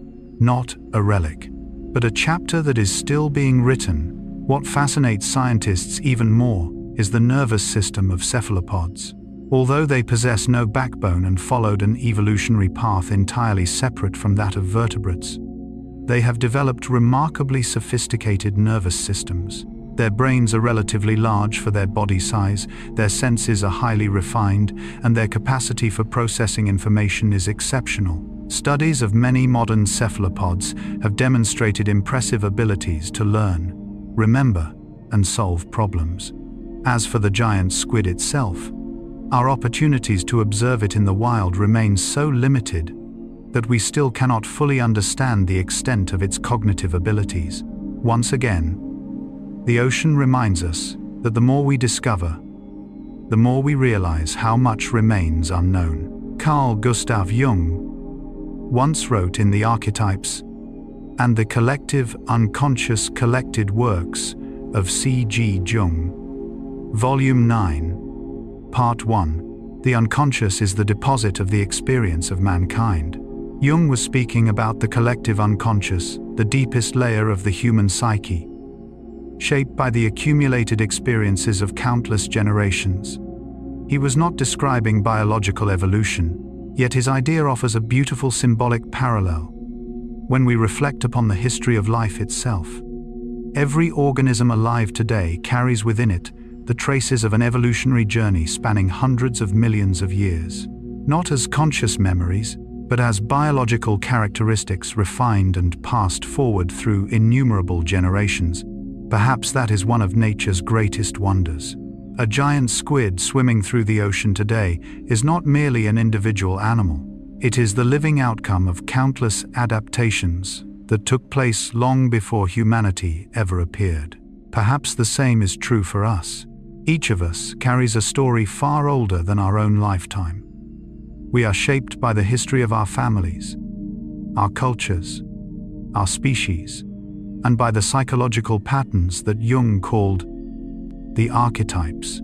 Although every person is unique, we remain connected to a current far greater than ourselves. Perhaps that is why gazing upon an ancient creature like the giant squid evokes such a profound feeling. It reminds us that life did not begin on the day we were born, nor does its story end in the present moment. We are only a brief moment within the vast narrative of life on this planet, and as darkness settles once again across the ocean, a giant squid continues its silent passage through the deep, carrying within every cell the legacy of hundreds of millions of years of evolution. No fossil could ever tell that story in its entirety. No book could fully record every transformation that nature has endured. Yet simply knowing that this extraordinary creature still exists after all that time is enough to quiet the mind. Amid the endless current of history, every living being is a miracle preserved through countless generations. And perhaps that is what makes both the ocean and the human soul far deeper than anything our eyes alone can ever perceive. Part 23. Perfectly adapted to the deep sea. If there is one truth that the giant squid has quietly demonstrated through millions of years of evolution, it is one of nature's simplest principles. No living creature exists by accident. Every organ, every feature of its body, and every behavior has been shaped to fit the environment that the species calls home. Seen from this perspective, the true beauty of the giant squid does not lie in its enormous size or the mystery surrounding it. It lies in its almost perfect adaptation to a world that human beings can scarcely enter. The deep sea is nothing like the ocean most of us imagine. There is no sunlight, no shimmering blue surface, no waves reflecting the colors of dawn. There is only darkness, silence, and immense pressure bearing down on every living thing. With every 10 meters of descent, the pressure of the water increases. At depths of thousands of meters, where giant squids commonly live, the pressure can exceed hundreds of times that found at the ocean's surface. It is an environment capable of crushing or deforming most of the equipment humans have ever built. Yet for the giant squid, this is simply normal. It does not struggle against the pressure. It was shaped to live with it. Unlike animals with rigid skeletons or air-filled cavities that are easily compressed, the body of the giant squid consists primarily of water-rich soft tissues. This remarkable design allows the pressure inside and outside its body to remain nearly balanced, greatly reducing the risk of injury at extreme depths. What humans perceive as an unforgiving environment is, for the giant squid, a state of natural equilibrium. Perhaps this is one of evolution's most beautiful lessons. Nature does not always prevail through strength. Sometimes nature prevails through harmony. The giant squid is adapted to far more than pressure alone. It possesses specialized senses that allow it to perceive the world around it in extraordinary ways. In the near total darkness of the deep sea, vision remains important, but it is far from the only source of information. Water is an exceptionally effective medium for transmitting vibrations. Every movement of an ocean current, every subtle flick of a potential prey animal, and every slight change in the surrounding environment generates signals that travel through the sea. Although many aspects of how giant squids perceive their surroundings are still under investigation, scientists believe they possess an extraordinary sensitivity to vibrations and changes in the water, made possible by their highly developed nervous systems and the specialized sensory organs characteristic of cephalopods. These abilities allow them to respond rapidly to environmental changes that human beings would scarcely notice. Their world is not built upon images alone. It is also shaped by the finest of vibrations, like a symphony beyond the limits of human hearing.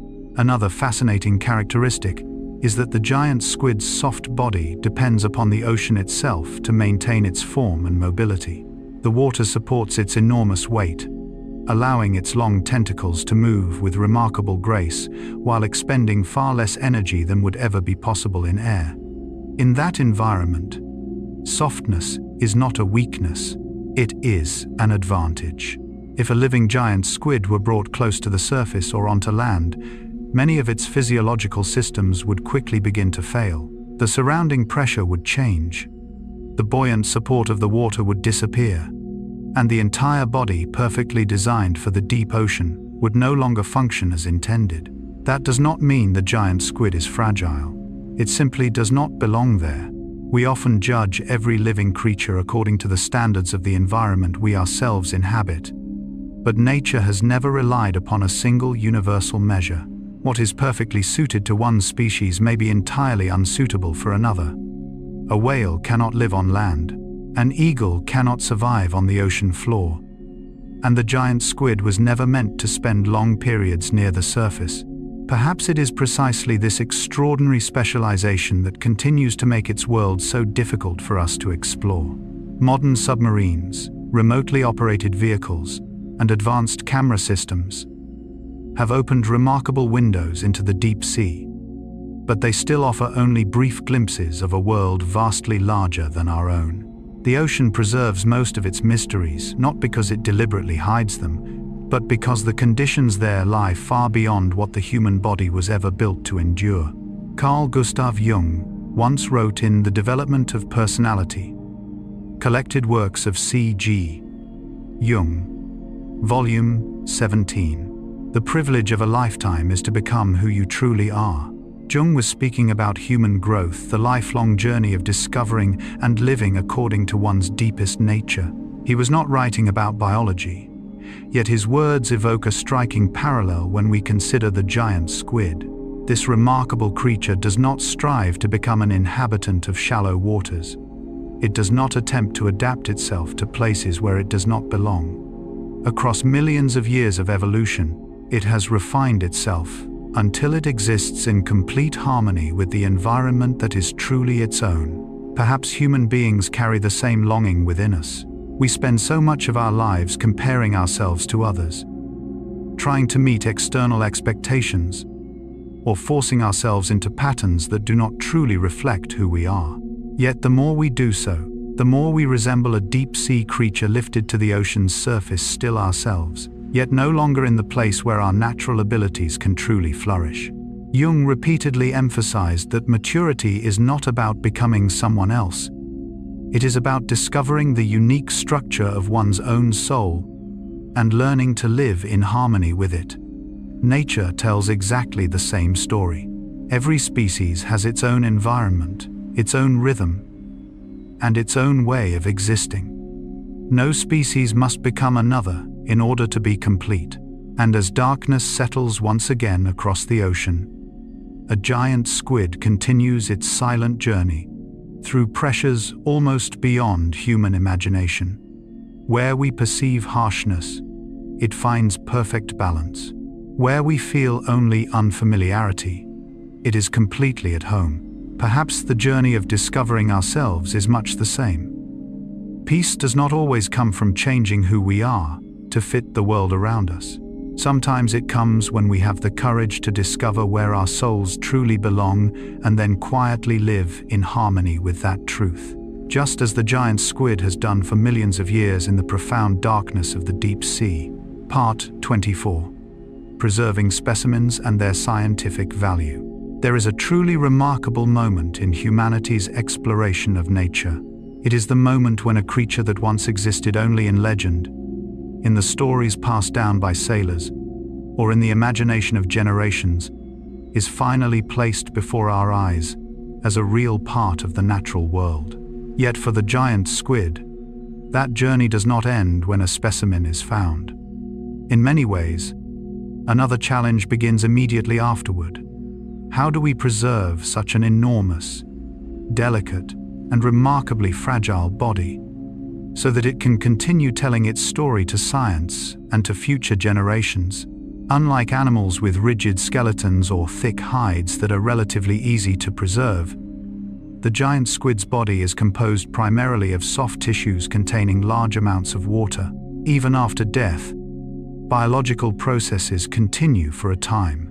Internal enzymes begin breaking down the tissues, while microorganisms from the surrounding environment rapidly join the process. Unless preservation begins quickly, the body's structure changes with remarkable speed. The tentacles lose their elasticity, the soft tissues gradually deteriorate, and the animal's original form can be altered within a surprisingly short period. For that reason, preserving a giant squid specimen is always a race against time. From the moment a specimen is brought up from the sea, scientists must quickly record its length, weight, the condition of its organs, and countless other anatomical details before preservation procedures begin. Every step must be performed with extraordinary care, because even a small mistake can erase valuable information that nature has preserved for millions of years. For long-term preservation, many museums and research institutions around the world use large tanks filled with specialized preservative solutions.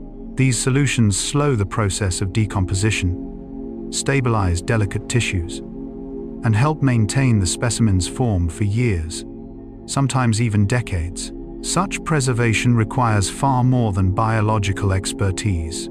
It also demands enormous storage tanks, carefully controlled environmental conditions, and rigorous long-term monitoring. Standing before a giant squid preserved behind the glass of a museum display, many people feel as though they are face to face with a creature that has emerged from an ancient dream. Yet behind that quiet stillness lies the dedication of countless individuals: marine biologists who devoted years to studying it, technicians who carefully preserved every detail, museum professionals who quietly safeguard these specimens so that one chapter of the ocean's story is never forgotten. What is truly remarkable is that these specimens serve far more than the scientific community. They also open a doorway through which the public can enter the world of the deep sea. For most of us, the deep ocean remains a place we will never personally visit. Crushing pressure, perpetual darkness, and depths measured in thousands of meters place that world beyond ordinary human experience. Yet within the quiet halls of a museum, that distance suddenly becomes much smaller. A child may gaze for the first time into the enormous eyes of a giant squid. A university student may closely examine the intricate structure of its tentacles. Once known only through textbook illustrations, a young researcher may ask a question that one day leads to an entirely new scientific discovery. Knowledge often begins with encounters as simple as these. Perhaps even more meaningful is the way science has gradually transformed humanity's understanding of the giant squid itself. Once regarded as a terrifying sea monster of legend, it has become an important subject of research in marine biology, physiology, evolutionary science, and neuroscience. This transformation has not diminished its mystery. On the contrary, it has made nature's wonder even more authentic. We no longer need exaggerated stories to inspire awe. Scientific truth alone is enough to awaken both curiosity and profound respect. Perhaps this is one of science's greatest gifts. It does not take away the magic. It allows us to see the magic more clearly. Carl Gustav Jung once wrote, "In man and his symbols, the more we discover about ourselves, the more we shall discover about the universe. And the more we discover about the universe, the more we shall discover about ourselves." Although Man and His Symbols was written with contributions from several of Jung's collaborators, and this quotation is often used to express the spirit of the book rather than presented as a formal doctrinal statement, it beautifully reflects one of Jung's central ideas: that there is a profound relationship between exploring the outer world and exploring our inner lives. Every symbol we encounter in nature can become a mirror through which we come to understand ourselves more deeply. The giant squid has undergone precisely such a transformation. At first, it was a symbol of fear. Later, it became a symbol of the unknown. Today, It also stands as a symbol of scientific perseverance and of humanity's ability to transform its understanding by listening to evidence instead of relying solely on legend. Perhaps our own inner lives require a similar journey. Many aspects of ourselves first appear only as vague fears or puzzling inner images. Yet when we observe them with patience, face them with courage, and approach them with the humility to keep learning, the very things that once frightened us can gradually become some of our greatest sources of self-knowledge. Jung repeatedly emphasized that symbols do not lose their power once they are understood. They simply become richer. A symbol does not cease to be meaningful because science has explained part of it. On the contrary, the deeper our understanding grows, the more layers of meaning we discover waiting to be explored. And as darkness settles once again across the sea, somewhere inside a quiet museum, a giant squid rests peacefully within its preservation tank. It no longer drifts through the ocean's currents, yet it continues another extraordinary journey. A journey of nurturing curiosity, inspiring scientific discovery, and connecting humanity with a world whose depths few people will ever witness firsthand. Perhaps this is the most beautiful destiny that knowledge can have. When preserved with care and shared with humility, it does more than safeguard the memory of the past. It illuminates the path toward the discoveries of tomorrow, both across the vast oceans of our planet and within the boundless depths of the human soul. Part 25. From myth to reality. Throughout human history, many things were once dismissed as myths, before eventually becoming accepted as reality. Mountains no one had ever climbed, lands no one had yet explored, creatures known only through the stories of wandering travelers. The giant squid followed much the same path.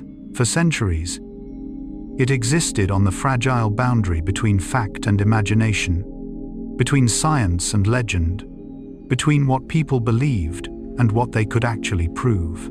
It is not merely the story of a deep-sea creature. It is also the story of how human knowledge itself matures.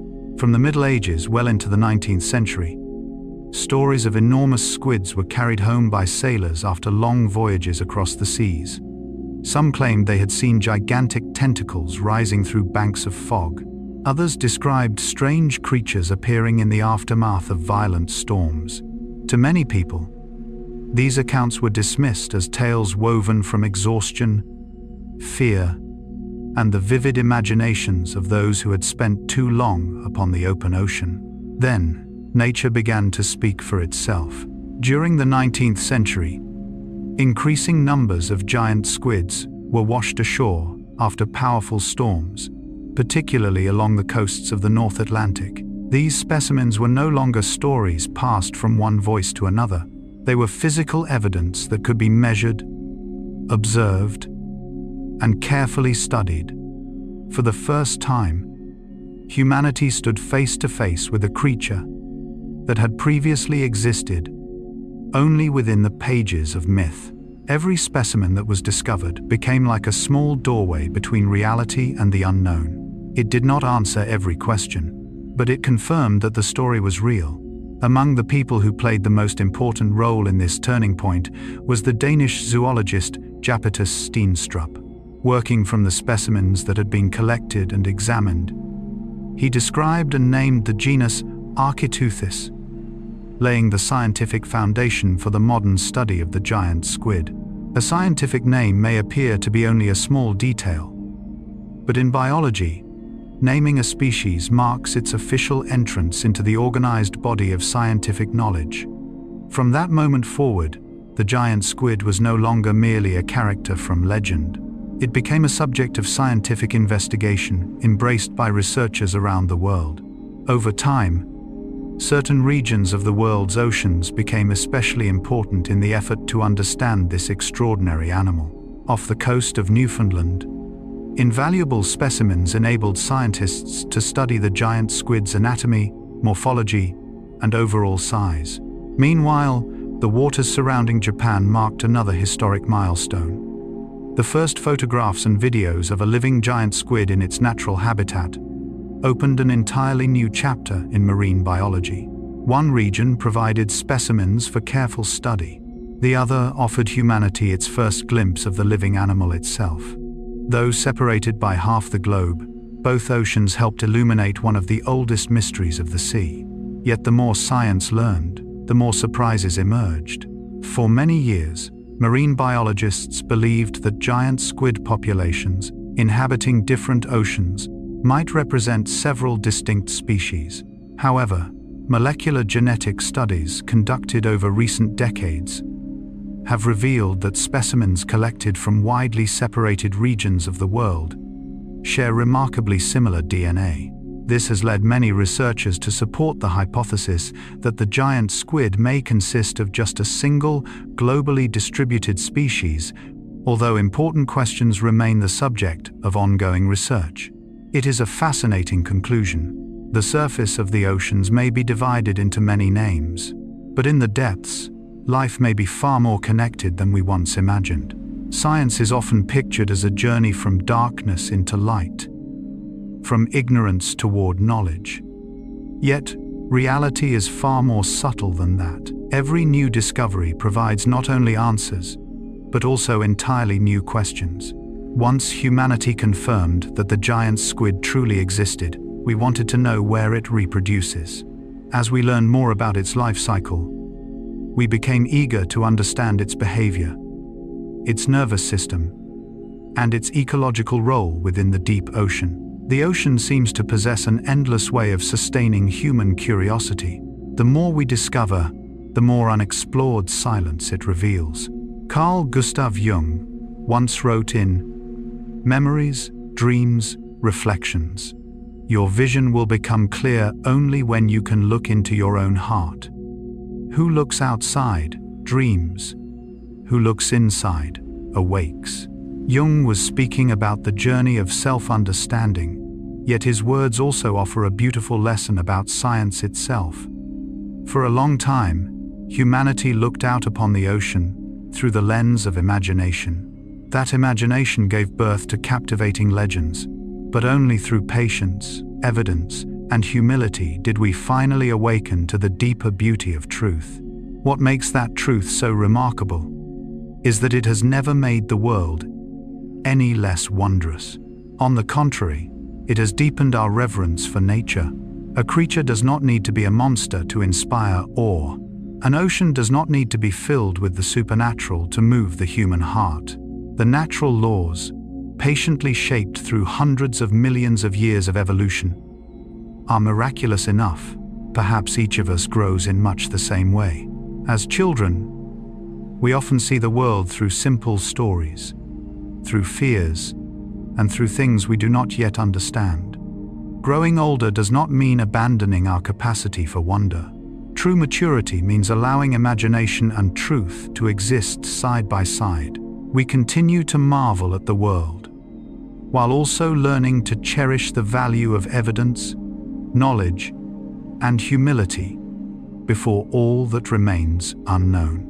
Jung repeatedly emphasized that consciousness does not exist to destroy the darkness, but to enter into dialogue with it. The ocean teaches us the same lesson. After centuries of exploration, humanity has illuminated only a tiny portion of the deep sea, while the greater part still rests quietly beyond our reach. And perhaps that is precisely why the journey of discovery can never truly end.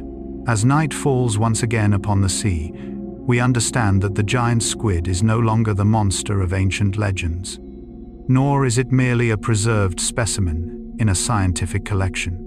It has become a symbol of something far greater, the human capacity to journey from myth to knowledge without ever losing our sense of wonder before the beauty of nature. And perhaps, somewhere beneath those dark waters, other mysteries are still waiting with quiet patience.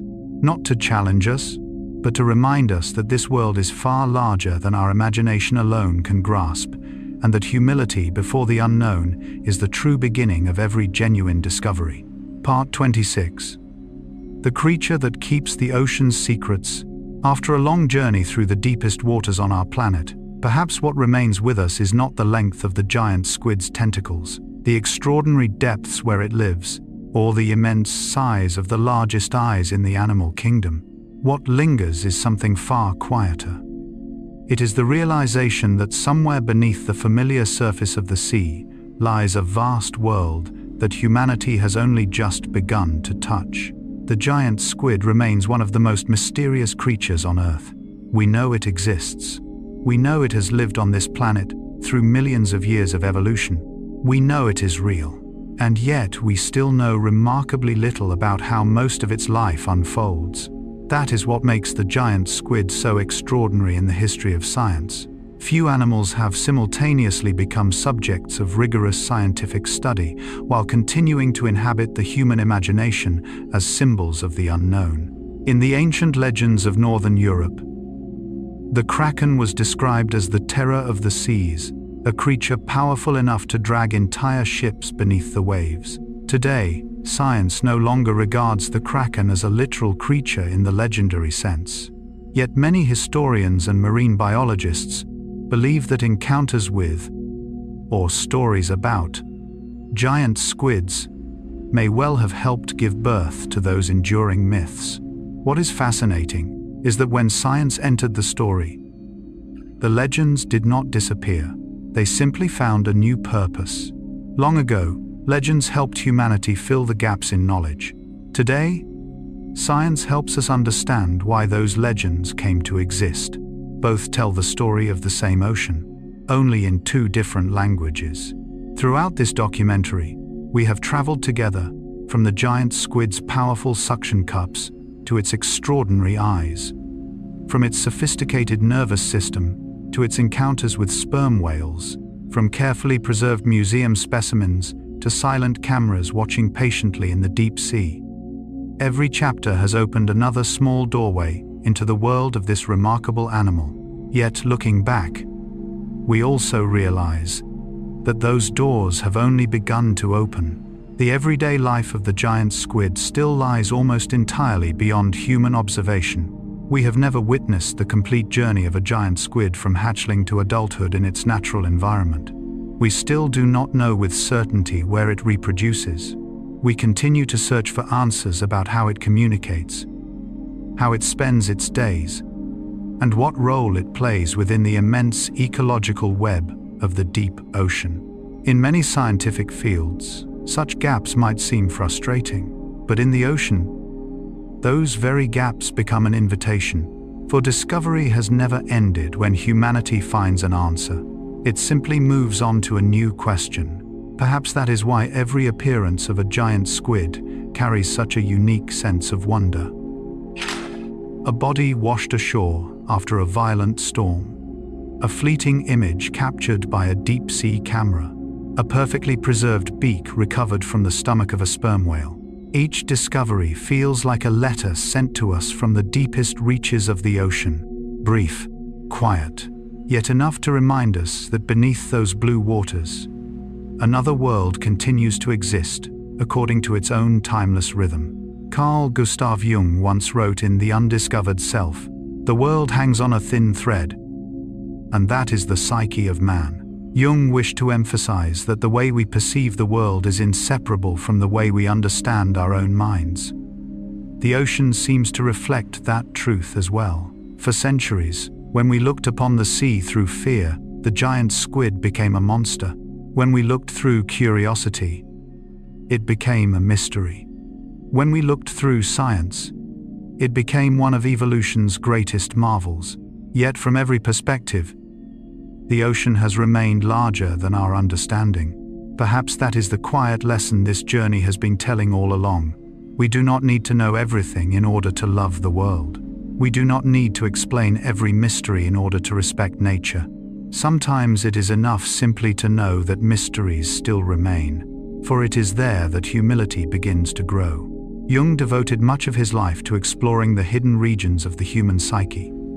He never regarded darkness as an enemy to be destroyed, but as an essential part of becoming whole. The ocean offers us the very same lesson. The darkness beneath the sea is not an empty void.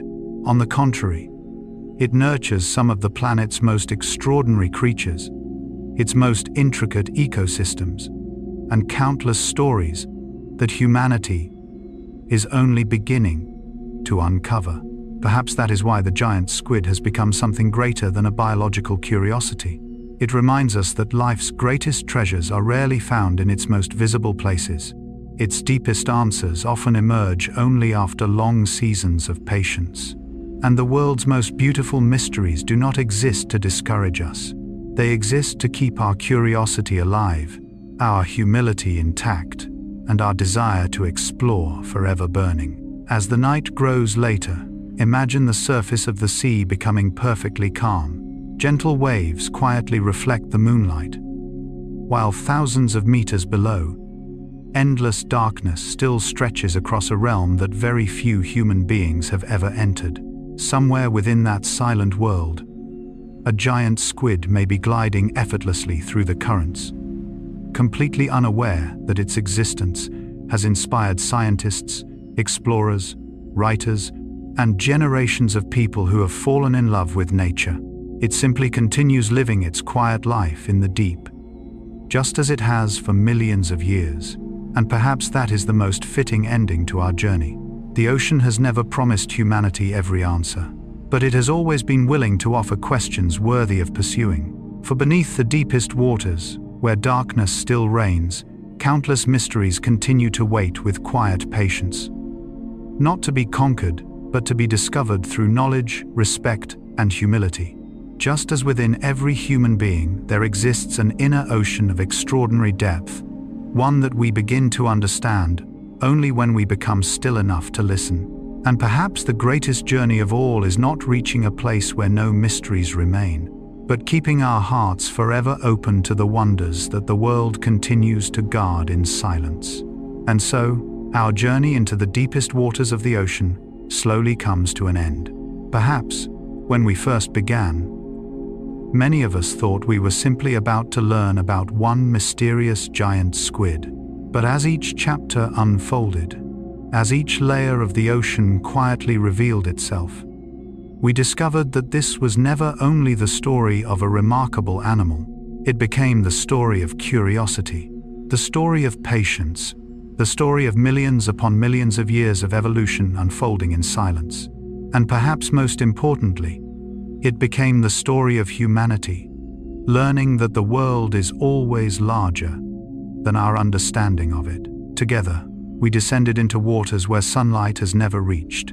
We encountered the largest eyes in the animal kingdom, a body shaped perfectly for crushing pressure, a brief but extraordinary life, and an ancient lineage that has survived countless changes to our planet across hundreds of millions of years. Along the way, we also witnessed something quietly beautiful. We watched science replace assumption with evidence, fear with understanding, and legend with a deeper sense of wonder. Yet perhaps the greatest gift of this journey was never the answers we found. Perhaps it was realizing how many questions still remain. Far beneath the waves, entire chapters of the giant squid's life continue in complete darkness. No human has watched every stage of its life unfold. Its hidden nurseries remain unknown. Its daily rhythms are still largely a mystery. And even now, somewhere beneath thousands of meters of water, a giant squid may be drifting silently through the currents, completely unaware that its existence has inspired scientists, explorers, artists, and dreamers for generations. Perhaps that is what makes the ocean so endlessly beautiful. It never reveals every secret. It always leaves something undiscovered, not to frustrate us, but to remind us that wonder should never disappear. Carl Gustav Jung spent much of his life exploring another great ocean, the ocean within the human mind. He believed that beneath our ordinary thoughts lies a deeper world, where dreams, symbols, forgotten memories, and the unconscious quietly shape who we become. In many ways, the deep ocean mirrors that inner landscape. On the surface, everything seems familiar, but the deeper we look, the more mystery we find. And perhaps that mystery is not something to fear. Perhaps it is one of life's greatest gifts. For a world without mystery would also be a world without discovery, without curiosity, without imagination, without hope. So perhaps, after tonight, whenever you see the sea stretching toward the horizon, Whenever you hear gentle waves rolling onto the shore, or whenever you happen to see the image of a squid in a book, a documentary, or a quiet museum gallery, you may remember that somewhere beneath the darkness, an extraordinary creature continues its timeless journey. You may remember that nature never needs to be loud to be magnificent. And perhaps you may also remember that some of life's deepest truths arrive not through noise, but through stillness.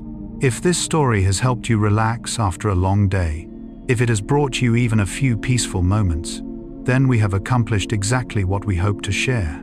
If you enjoy these gentle journeys through nature, science, and the hidden landscapes of the human mind through the perspective of Carl Gustav Jung, we would be honored to have you join us again. You can support the channel simply by subscribing and turning on notifications. Every subscription helps us continue creating calm, thoughtful stories like this. Stories that invite us to slow down, to wonder, and to explore both the natural world and ourselves. And if you know someone who might enjoy falling asleep to quiet explorations like these, feel free to share this journey with them as well. Thank you for spending this time with us. Thank you for your curiosity. And most of all, thank you for listening. Now, allow your eyes to grow a little heavier. Let your breathing become slower and softer. Imagine gentle waves arriving one after another upon a quiet shore. Above you, the night sky is filled with distant stars. Far below, in the silent depths of the ocean, the giant squid continues its endless voyage through darkness, moving as peacefully as it has for millions of years. And here, wherever you are, your own day has come to its gentle end. There is nothing more you need to do tonight. Nothing left to solve. Nothing left to carry. Tomorrow will bring new questions, new discoveries, new moments of wonder. But for now, simply rest. May your sleep be deep. May your dreams be peaceful. May your heart become as calm as the ocean on a windless night, as vast as the stars above, and as quietly mysterious as the journey we have shared together. Sleep well, and until our next journey, good night.